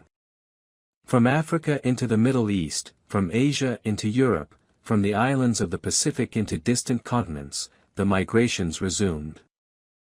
Each step carried echoes of the Ice Age, when movement had been the key to survival. Once more, humans learned to adapt. They carried their languages, their myths, their seeds. They learned to live in deserts, mountains, and coasts, reshaping themselves as the planet reshaped its skin. They were no longer merely products of balance, they were students of change. And though many would fall to drought, hunger, or flood, others thrived, inventing new tools, new crops, new ways to understand the earth. Adaptation was their oldest inheritance, and now it became their greatest strength once more. The return of the wild. As some lands grew barren, others bloomed. Forests shifted northward, reclaiming territory abandoned by the cold. New grasslands appeared where glaciers had long since retreated. Animals followed, wolves, deer, and bears spreading into new realms, birds charting fresh migration paths. The planet, in its restlessness, was not dying, it was transforming. The same pulse that once froze the world was now rearranging it, redistributing life where it was needed. The people who walked these lands saw both beauty and danger. They began to tell new stories, of floods that swallowed mountains, of droughts sent by angry gods, of winds that carried souls across the sea. They were not wrong. In their myths lived the truth, that the earth gives and takes in equal measure, and that every gift carries a cost. The spirit of fire and clay. To survive the shifting earth, humanity turned once more to creation. Fire became more than warmth, it became a tool of transformation. They smelted metal from stone, copper, bronze, iron, and from it forged blades, plows, and temples. The earth gave them clay, they shaped it into bricks and pottery, into art and architecture. The mountains gave ore, the forests gave fuel, the rivers gave motion. And in every act of creation, they drew closer to power, and further from humility. The more they mastered the world, the more they forgot that it was alive. Still, the planet watched in silence, patient and enduring. For every scar they left upon the land, the earth would one day reclaim it. For every monument they raised to eternity, time would carve its name in return. The murmuring deep. Beneath the oceans, currents began to shift. The great circulations of heat and salt, the planet's arteries, responded to the turning of the sky. In some regions, the seas grew warmer, feeding storms that rose higher and stronger than before. Elsewhere, they cooled, blanketing coasts in fog and changing the lives of those who lived near them. The oceans spoke in waves, their language ancient and slow. Each tide, each swell, was a reminder of connection, that all waters, all winds, all clouds were part of one vast motion. The planet was not punishing its children. It was evolving. And those who could listen, who could see change not as destruction but as transformation, would endure. The voice of the earth. Volcanoes, silent for centuries, began to breathe again. Mountains that had long been still sent smoke into the turning sky. The ground trembled in places once thought stable. To the people of that time, it was as though the underworld had awakened. But the earth was not angry. It was simply alive. Its molten core stirred, its plates shifted, its crust sighed and stretched. It was the same energy that had always moved it, the slow heartbeat of a living world. Each eruption, each tremor, was a punctuation in the story of balance, a reminder that beneath every calm lies movement. The fall of forgetfulness. Humanity had once listened to the earth, to the rain, the river, the whisper of wind in leaves. But as cities rose and empires grew, that listening became faint. They had learned to read stars but forgot to read soil. They built temples to the heavens but ignored the quiet pulse beneath their feet. And yet, even in their forgetfulness, the earth remained generous. It continued to give, food, water, stone, metal. It continued to turn, carrying them through ages of wonder and peril alike. But balance cannot exist without awareness. And as the skies turned and climates changed, humanity's greatest test was not survival, it was remembrance. To remember that they were not apart from the world, but a part of it. Epilogue, the turning sky. The heavens that had once seemed eternal now drifted with slow grace. The constellations shifted, marking the passage of invisible time. To those who could see it, the change was not in the stars, but in themselves. For the sky only reflects what the earth already knows, that nothing stays the same. The age of balance had given rise to civilization, art, and memory. The turning sky now carried those creations into an uncertain dawn. The earth was not ending, it was moving toward another rhythm, another cycle.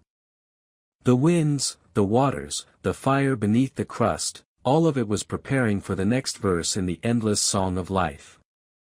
And as humanity looked up, building temples and towers to touch the stars, they did not yet know that the same turning sky that inspired them would one day challenge everything they believed eternal. The world was changing again. The balance was bending. And in the whisper of wind, in the tremor of stone, in the long breath of the sea, the earth was saying once more, I am alive. Beneath the calm face of the world, something ancient moved. Deep under mountains and oceans, the earth's molten heart rolled and turned, breathing heat through cracks of stone.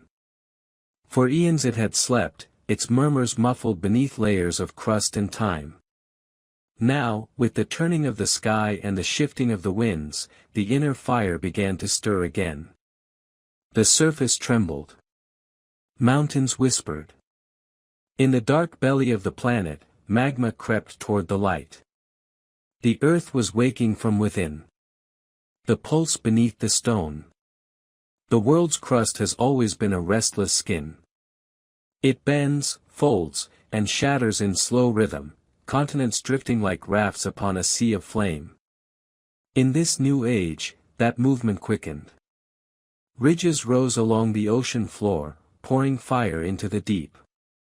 Volcanoes erupted on distant islands, creating new worlds overnight. Earthquakes rippled through valleys where cities had stood for generations. What had once seemed eternal, mountains, coasts, even the ground itself, began to move again. To those who witnessed it, it felt like divine wrath. But to the planet, it was simply breath. Every tremor, every eruption, was part of its heartbeat, a reminder that life rests upon living stone. The gift of fire. Humanity, ever observant, saw not only destruction in these flames but opportunity. They had tamed the small fire long ago, the hearth, the kiln, the forge. Now they looked to the larger fire, the one that shaped the world itself. They learned to work metal from the earth's bones. Copper first, then bronze, then iron, each discovery a new chapter in the dialogue between humankind and the planet's core. They melted ore in clay furnaces, feeding the flames with breath and bellows until stone wept liquid light. From that molten river they forged tools, weapons, plows, and art. Fire became the heart of civilization, both creator and destroyer.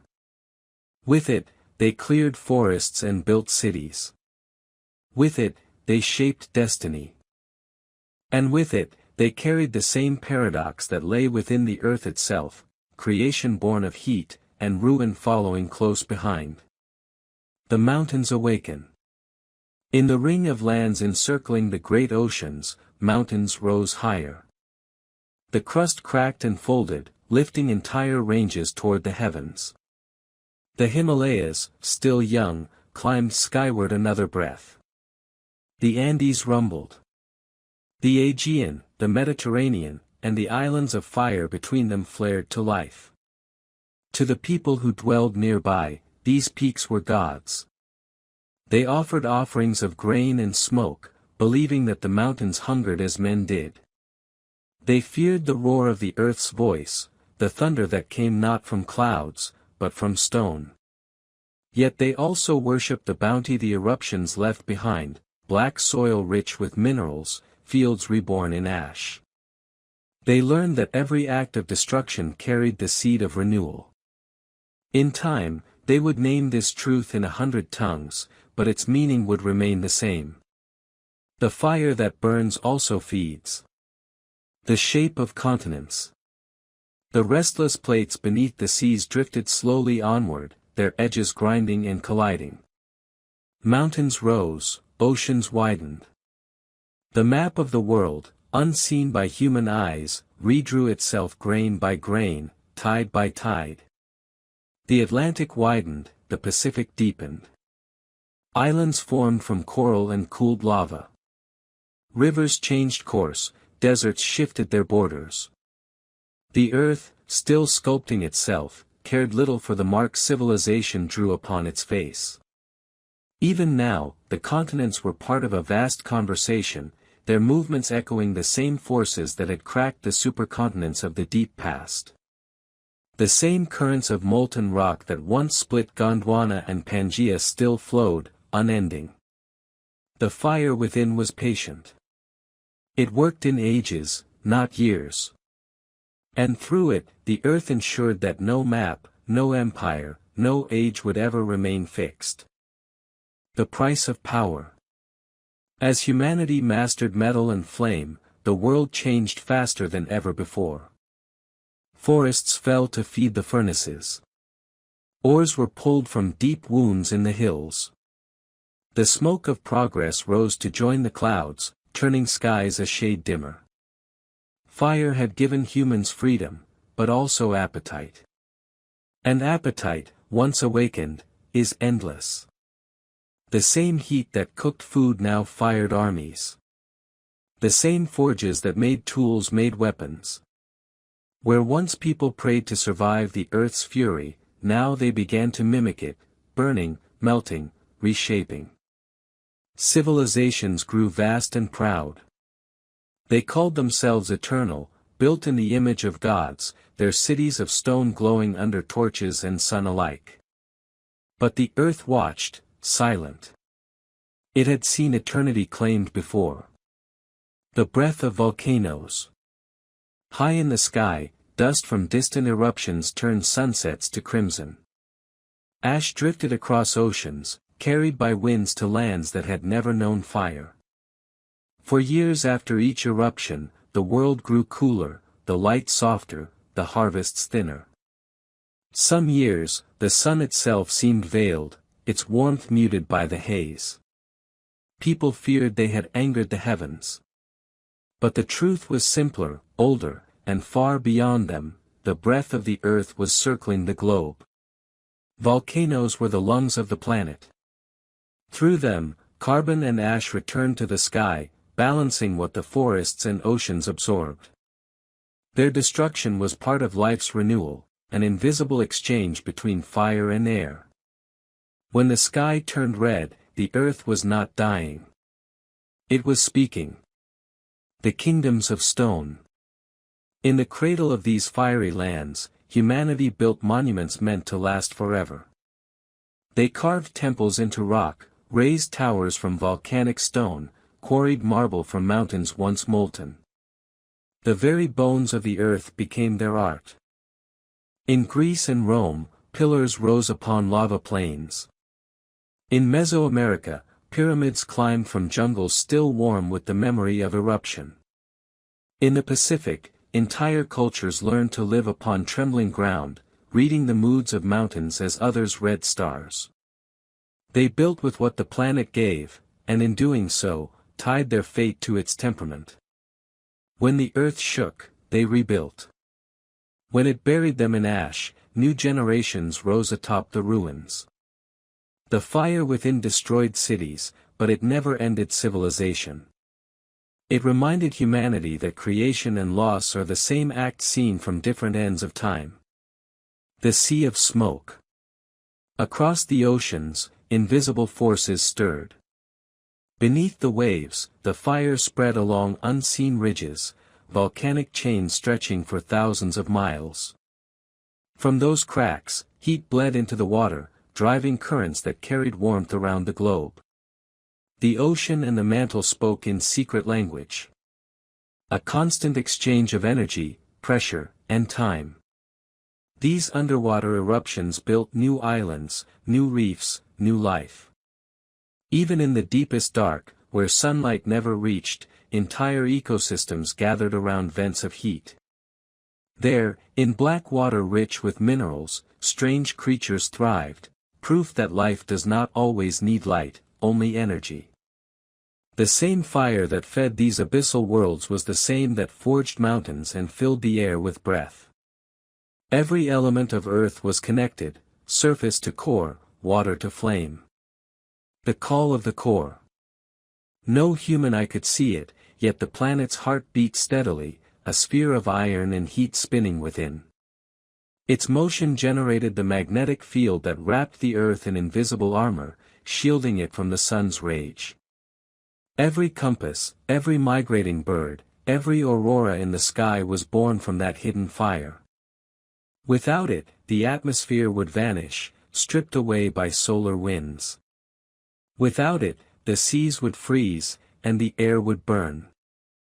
The fire within was not just the engine of volcanoes, it was the guardian of life itself. In every sense, the earth lived from the inside out. And though humanity could not see it, their existence was tied to that silent heart, a furnace that had burned since the dawn of the world. Echoes of the deep. Sometimes, at night, the earth spoke softly through the ground. A tremor, a sigh, the distant roll of thunder from beneath. Animals sensed it first, falling still before invisible waves of motion. Humans felt it next, the trembling of homes, the shifting of walls. Fear came quickly, but so too did awe. The same ground that fed them could move with unimaginable power, and yet after the quake, the land would still their fear with fertility. Cracks filled with water, new hot springs appeared, new minerals gleamed in the open air. Even disaster carried gifts. The earth was never cruel, only honest. It took and gave in equal measure. The fire in the mind. As centuries passed, humanity's fascination with flame deepened. They began to see fire not only as a tool, but as a symbol, of thought, of knowledge, of life itself. They said the gods had stolen it for them, they said it was the spark of creation. In their myths, fire was both punishment and enlightenment. It burned villages but also illuminated minds.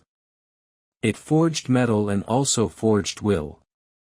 The fire within the earth and the fire within humanity were reflections of one another, both sources of transformation.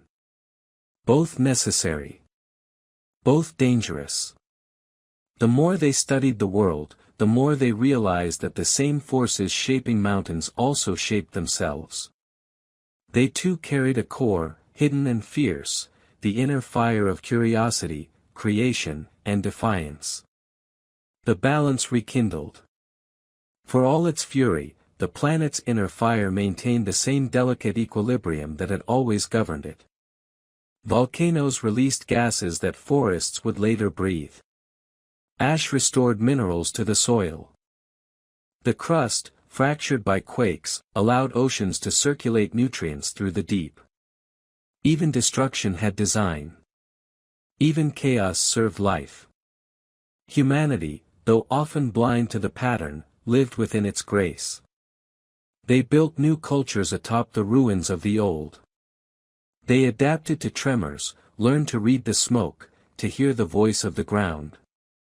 They could not stop the earth's fire, but they learned, once again, to live with it. Epilogue, the endless heart. Beneath every step, beneath every mountain and field and city, the earth's core still burns, unchanged since the planet's birth. It is the first light and the last, the ember that outlives oceans and civilizations alike. It turns silently beneath our feet, its rhythm older than the moon, its warmth older than life. It drives the continents, feeds the volcanoes, powers the magnetic breath that guards the sky. And in its pulse, there is no malice, no mercy, only continuity. The same fire that forged the world still burns within us. It is in our blood, in our dreams, in the will to build and to begin again. The Earth's story has never been one of endings, but of renewal. Every mountain, every storm, every flame is part of that eternal cycle, the conversation between stone and sky, silence and song. And as the core turns, unseen and eternal, the planet whispers through every spark, every sunrise, every breath of warmth. I am still here. I am still burning. I am life. The fire beneath the earth had stirred the mountains, reshaped the coasts, and breathed warmth into the seas. Now that warmth reached upward, meeting the endless expanse of sky. The world's calm began to move again. The air thickened. The oceans grew restless. And from their union was born a force older than life, older even than the ice or the stone. The wind began to sing. And its song was storm. The breath of the planet. The earth had always breathed, in and out, through cycles of heat and cold, growth and decay. But now that breath could be seen and heard.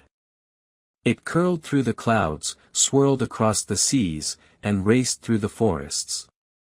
Storms gathered not as destruction, but as expression, the way the planet balanced its own temperature, its own heartbeat. Where the sea was warm, air rose in spirals. Where it was cold, it sank in silence. Between them, wind was born, the invisible bridge between fire and water. The first great tempests rose over the oceans, turning the horizon into motion.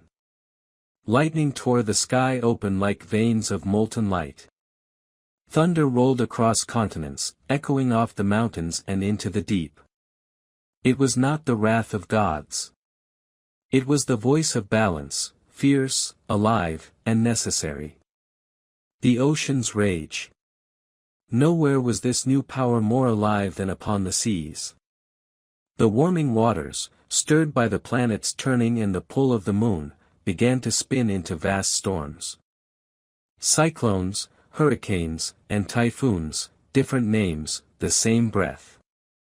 They were born in silence, grew in the heat, and unleashed themselves in spiraling fury. To those who sailed the waters, they were living things. Winds that whispered one day and screamed the next.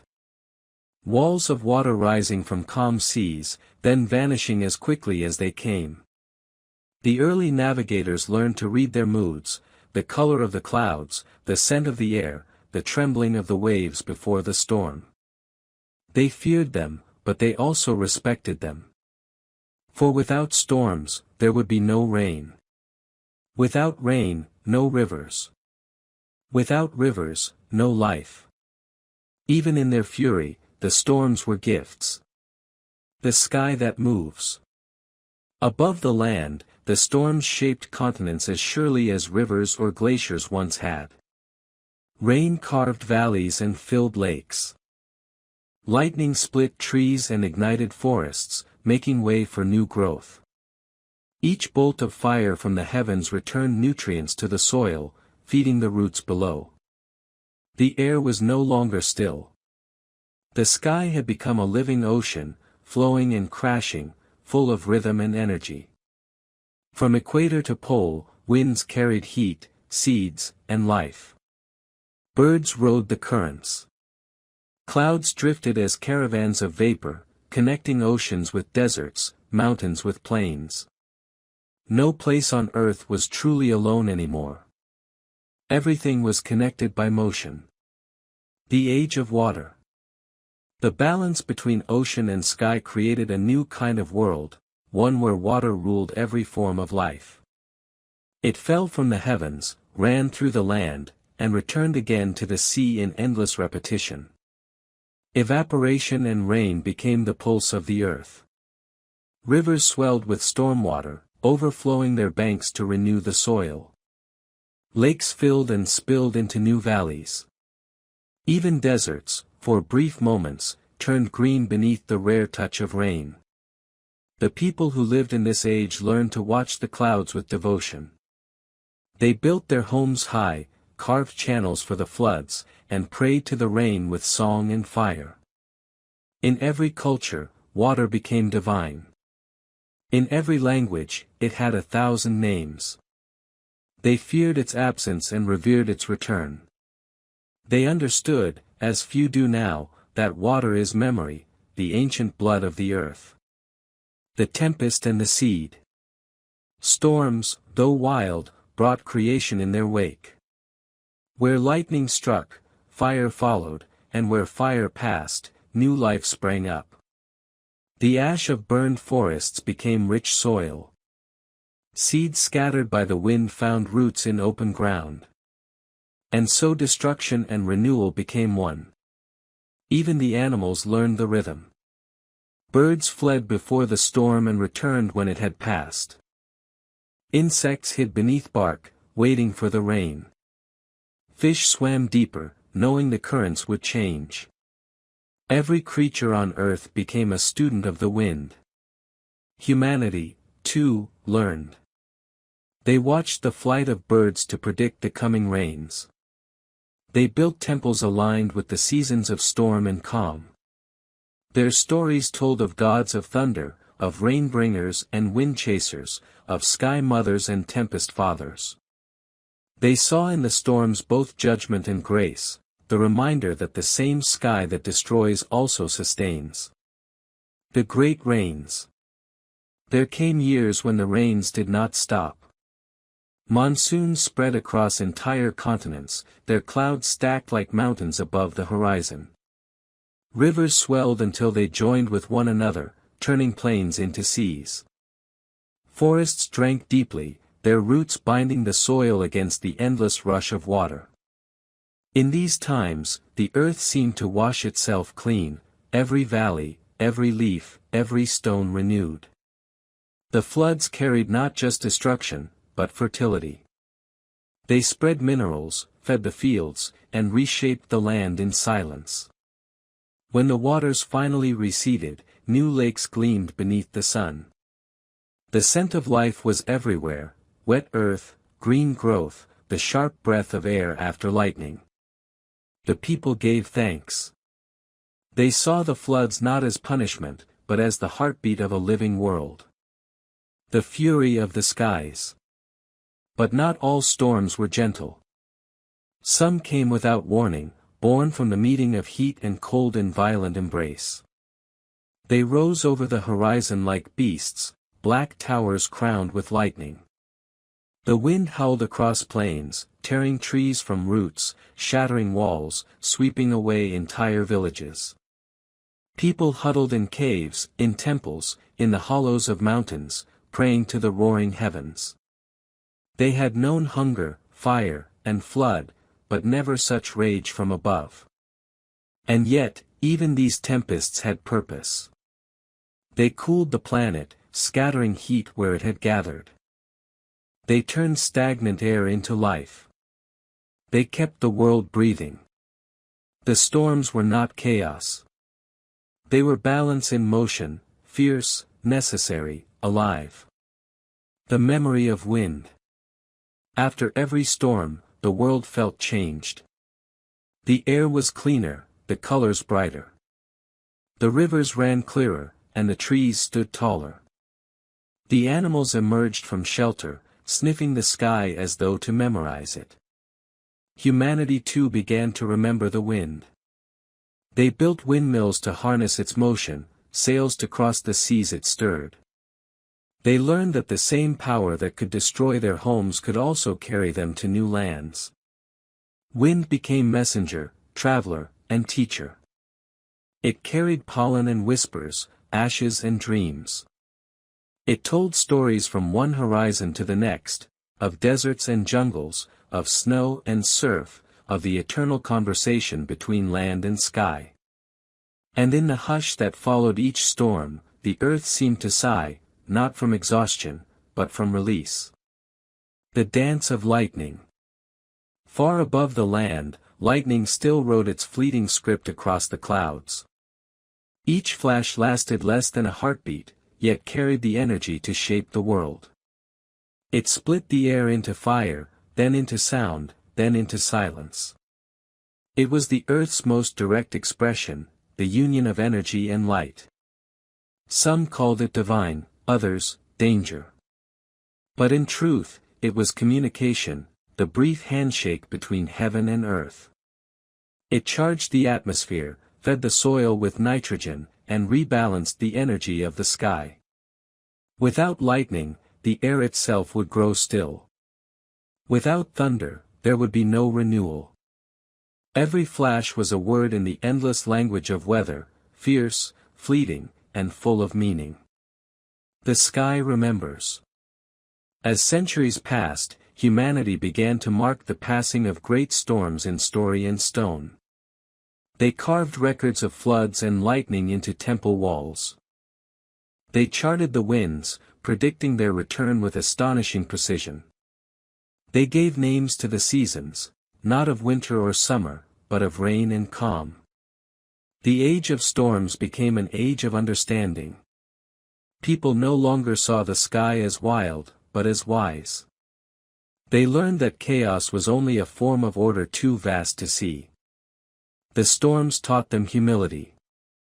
They reminded them that the world's most violent forces could also be its most generous. And so humanity learned again the ancient lesson: to endure is to adapt, and to adapt is to belong. Epilogue: The Living Sky.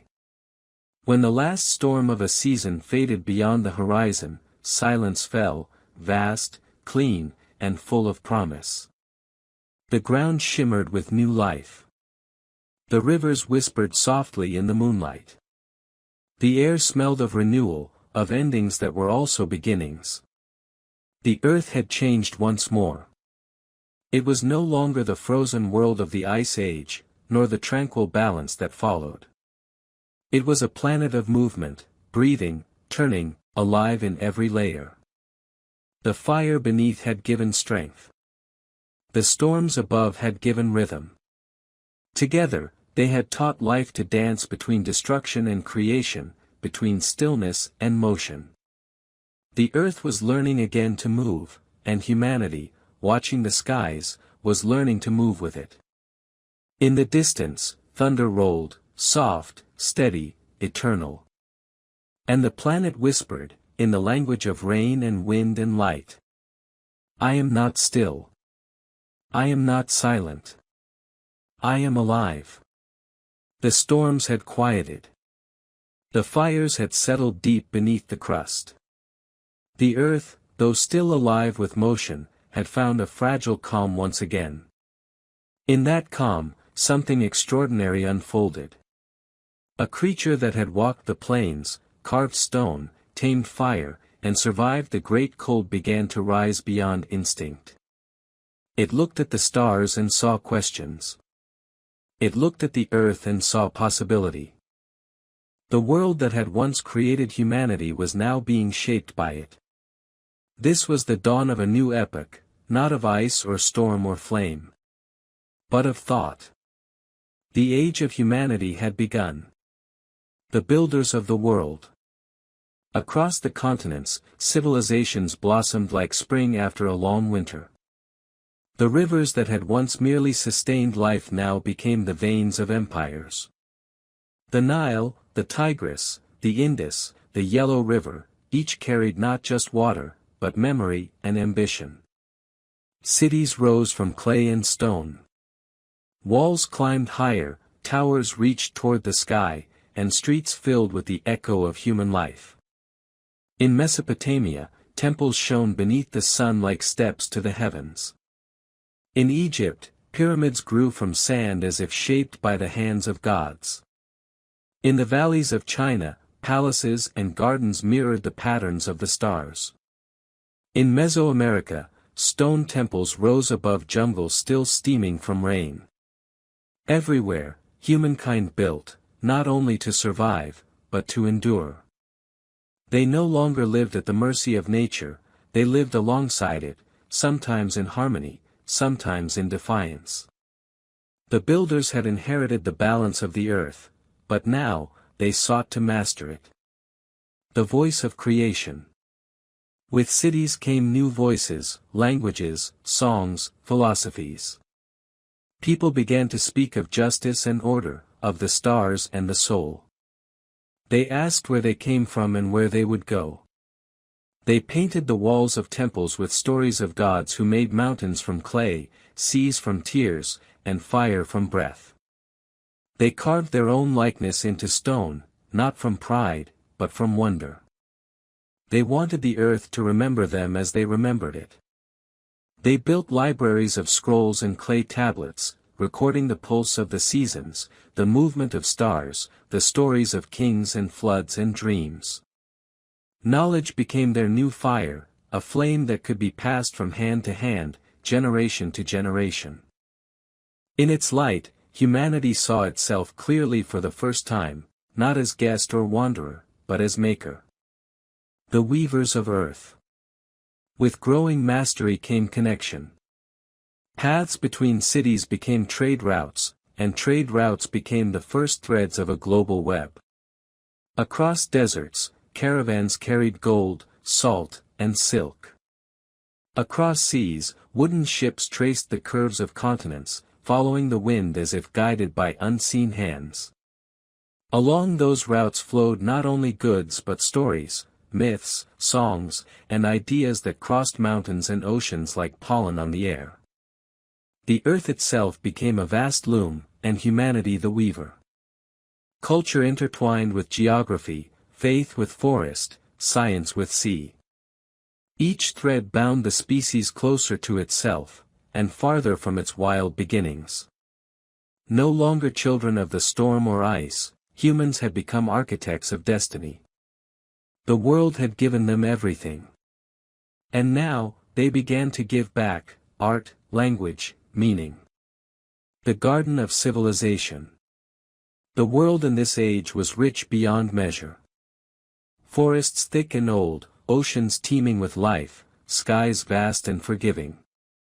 The earth seemed endless, generous, immortal. People tilled soil that had once lain frozen beneath glaciers. They planted grains, trees, and vines. They domesticated animals, shaped rivers, and altered landscapes.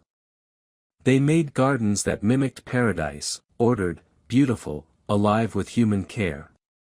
Each civilization believed its way of life eternal. But beneath that surface of plenty, the planet's quiet rhythm continued, slow, patient, and unbending.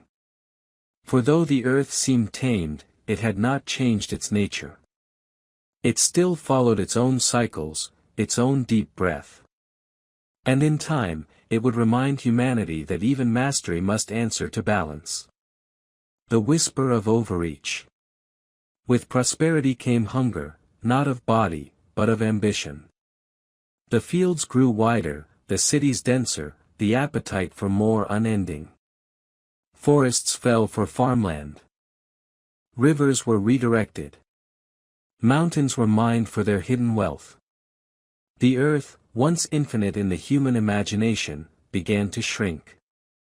Its silence filled with the sound of hammers and wheels. Its wilderness grew thinner with every harvest. Still, humanity celebrated its progress. They saw abundance as proof of favor, power as destiny. They forgot that every resource was once a rhythm, every tree once a breath, every river once a pulse of life shared with countless others. The earth watched. It did not judge, but it remembered. The age of discovery. Curiosity, the most human fire, refused to rest. When one land could no longer contain their wonder, people looked beyond the horizon. They built ships to cross oceans, followed stars to find new worlds, mapped the curvature of the earth they once feared to traverse. They discovered mountains taller than they had dreamed, jungles dense with voices unknown, deserts stretching farther than imagination. They met others who had lived and thrived across the globe, different faces, languages, faiths, and dreams, yet all born of the same soil. For a brief, shining moment, humanity saw itself not as separate nations, but as one family beneath one sky. They realized that the planet was vast, and yet whole, one living being with many faces. But soon, discovery became conquest. Wonder turned to ownership. Curiosity became claim. And the harmony that had once tied humanity to the earth began to fray. The Great Expansion. With each new invention, distance shrank. Wheels turned to engines, sails to steam, horses to iron and coal. The same fire that once forged plows now drove machines that could level mountains. Cities grew into empires. Empires consumed continents. The planet's surface, once shaped by rivers and wind, now bore the mark of human design, straight lines, smoke, walls that divided and bridges that spanned. The earth was changing faster than it ever had before, not by its own rhythm, but by the will of one species. The age that began with harmony had become an age of acceleration. The memory of harmony. And yet, even in the noise of progress, echoes of the old balance lingered. Farmers still watched the stars before planting. Sailors still read the sky for storms. Monks still prayed to rivers and mountains. Poets still heard the earth breathe in the sound of rain. Somewhere deep within, humanity still remembered. The stories told by firelight still carried the ancient lessons. That the earth is alive, that it gives and takes in rhythm, that to forget this is to lose oneself. Even as they built machines that touched the sky, there were always those who knelt to touch the ground, listening for the heartbeat beneath the soil. The memory of harmony never died. It simply waited, quiet, like seeds beneath snow. The circle of light. The more humanity learned, the more it returned to the same truth: everything is connected. The fires within the planet warmed the seas. The storms cooled the skies. The forests breathed out what the people breathed in. The water that fell as rain was the same that once slept in ice. Science gave names to the patterns that myth had once described. But the story was the same. The earth was one great organism, a body of water, air, and fire, moving and thinking through the life upon it. And humanity, for all its brilliance and pride, was still part of that body.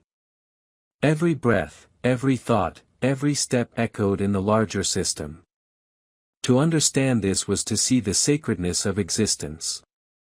To see that even progress is meaningless without balance. Epilogue, the mirror of the earth. The age of humanity was not an age of victory, nor of defeat. It was an age of reflection. For the first time, a creature born of dust looked into the mirror of its world and saw itself. Not as master, but as mirror. The mountains it mined were its bones. The rivers it redirected were its veins. The forests it burned were its lungs. The air it filled with smoke was its own breath. It had learned to move mountains, to command lightning, to cross oceans, to touch the sky. But it was only now beginning to understand the cost of its own brilliance. The earth had given humanity every gift, and waited to see if it could remember the ancient lesson that echoed through every age. To live in harmony with the world is to live in harmony with oneself. The age of humanity was not the end of the story, but a mirror held up to all that came before. A reminder that the fire within and the world without have always been the same. The earth remained patient, still turning beneath the stars. Still breathing. Still alive.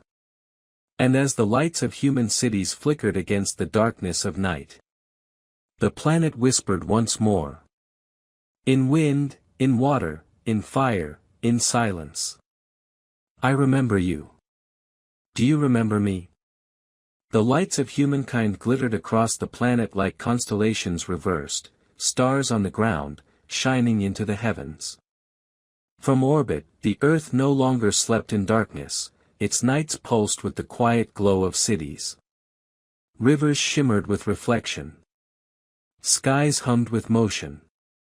Every corner of the world bore the touch of its most restless child. The age of humanity had filled the silence of nature with a new kind of sound, the rhythm of engines, the hum of wires, the whisper of machines. The earth had become a living network of light and noise. For the first time, the planet felt itself through the minds of those who had risen from its dust. And in that brightness, beneath all the progress and pride, something ancient began to stir again. Not in the mantle or the seas this time, but in the collective heart of life itself. The earth was awakening, not in anger, but in memory. The signs in the air. At first, the changes were subtle. The air grew warmer, the seasons less predictable. Storms came earlier, floods reached higher, summers lingered longer.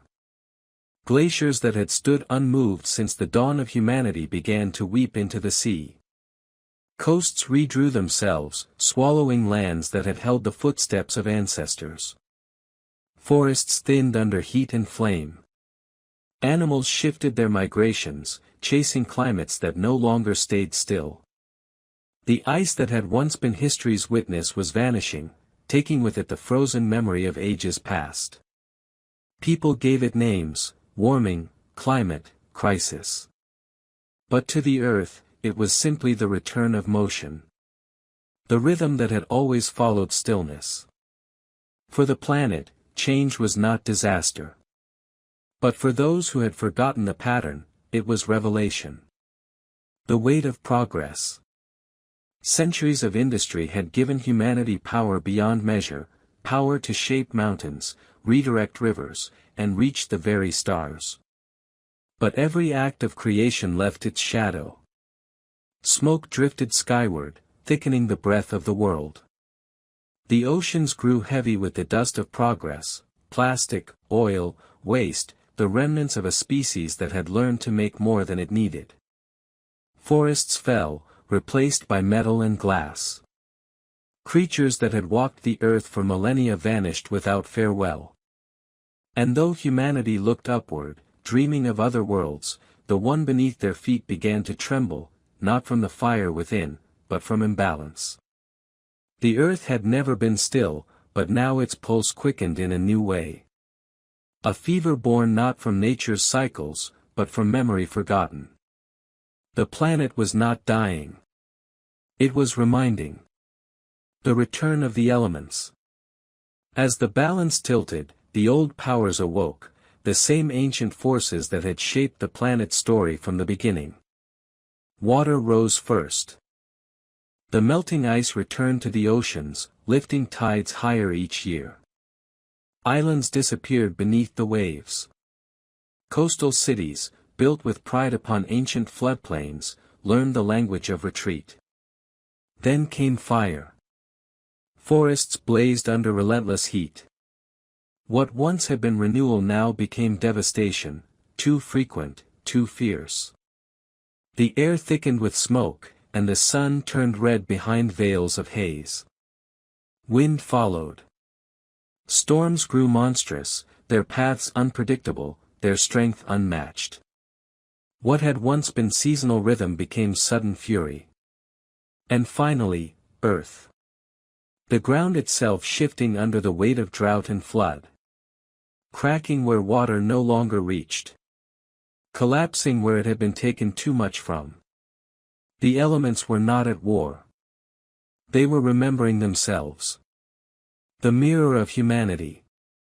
In every change, there was reflection. The storms mirrored human restlessness. The fires mirrored human desire. The rising seas mirrored the swelling ambition that had overflowed its boundaries. Humanity looked into the face of the planet and saw its own image. Brilliant, creative, consuming, yearning. For centuries, people had sought to master the earth. Now they stood before it, realizing they were never apart. Every act upon the world was an act upon themselves. Every loss in nature echoed as a loss within. For the first time in millennia, the species that had claimed dominion began to listen again, not to gods or kings, but to the whisper beneath the soil. The pulse in the wind. The heartbeat of water and flame. It was not too late. The earth had never closed its arms. It only asked to be remembered.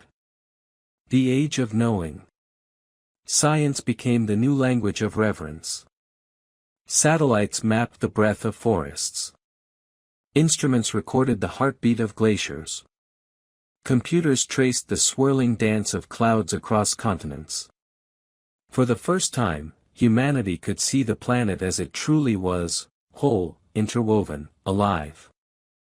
They learned that the carbon in their lungs was the same that once drifted through ancient seas. That the water in their veins had been rain upon primordial forests. That every atom of their bodies had been part of stars, stones, and storms. Knowledge, once used to dominate, began to humble. The more they saw, the more they understood how small, and how sacred, their place was within the vast rhythm of the world. The earth was not an enemy to be conquered. Nor a servant to be used.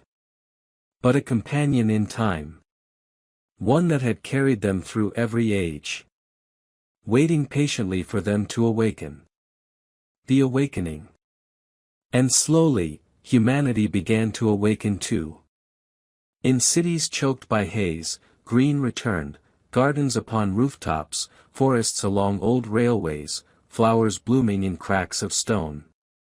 Rivers once poisoned ran clear again, their fish returning like long-lost memories. Communities began to plant, to restore, to listen. The young looked not only to the stars, but back to the soil beneath their feet. They built machines that drew power from the wind and the sun, the ancient elements reborn as allies. They spoke of sustainability, of harmony, of healing. They began to live again within the cycle. Not above it. It was not perfection, it was remembrance. And that remembrance was enough to begin again. The earth remembers. In the silence between storms, the earth watched. It felt the forests return, the air lighten, the water clear. It felt humanity's hands not only take, but give. And in that exchange, it found balance once more.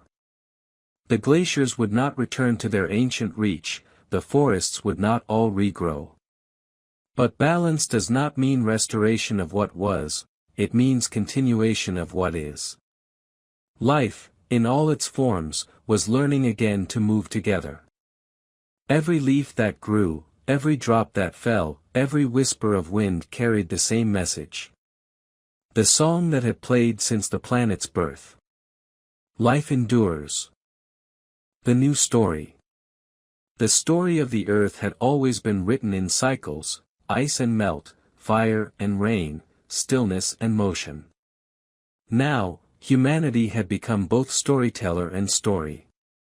Their choices, their compassion, their awareness became the next chapter in the planet's long narrative. For the first time, a species could alter not only its own fate, but the balance of the world itself. The power that had once threatened destruction could now become creation. The same ingenuity that scarred the earth could also heal it. Every invention, every seed planted, every act of kindness became a small correction to the imbalance. A breath in harmony with the whole. The earth was not asking for perfection. It was asking for partnership. And as humanity began to answer, the planet stirred with quiet joy. The whisper returns. At dawn, when the world was still, one could almost hear it again. The sound that had spoken through every age.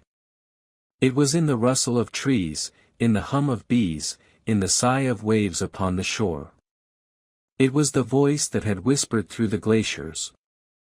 Through the storms. Through the flames. Through the rise and fall of civilizations. It spoke not in words, but in feeling. A truth older than speech. All things are one. Those who listened understood. They felt the pulse beneath their feet and recognized it as their own heartbeat. They looked at the stars and knew they were looking into the eyes of their origin. The earth was alive. And so were they. Epilogue, the eternal breath. The planet still turns. The continents still drift. The oceans still rise and fall with the pull of the moon. The winds still circle, the fires still burn deep below. Life, in all its forms, continues its endless conversation with time. But now, for the first time, there is awareness. A consciousness that bridges stone and soul. That knows the cost of forgetting and the beauty of remembering. Humanity stands at the edge of its greatest truth. That the earth is not a place we live in, it is a life we live with. Everything is breath. Everything is exchange. Everything is sacred. The world will change again, it always has, it always will. But the difference now lies in knowing. To listen is to understand. To understand is to belong. And as night falls upon the glowing lights of humankind, the planet's whisper rises once more, timeless, patient, full of grace. I have carried you through ice and fire, through storm and silence. You are my voice, my memory, my dream made real. Remember me, and I will remember you. For we are one. The winds answer softly. The seas shimmer with reflected light. The forests sway as though in prayer. And somewhere deep within the molten heart of the world, a pulse continues, steady, eternal, alive. The story of Earth goes on. And the whisper never ends.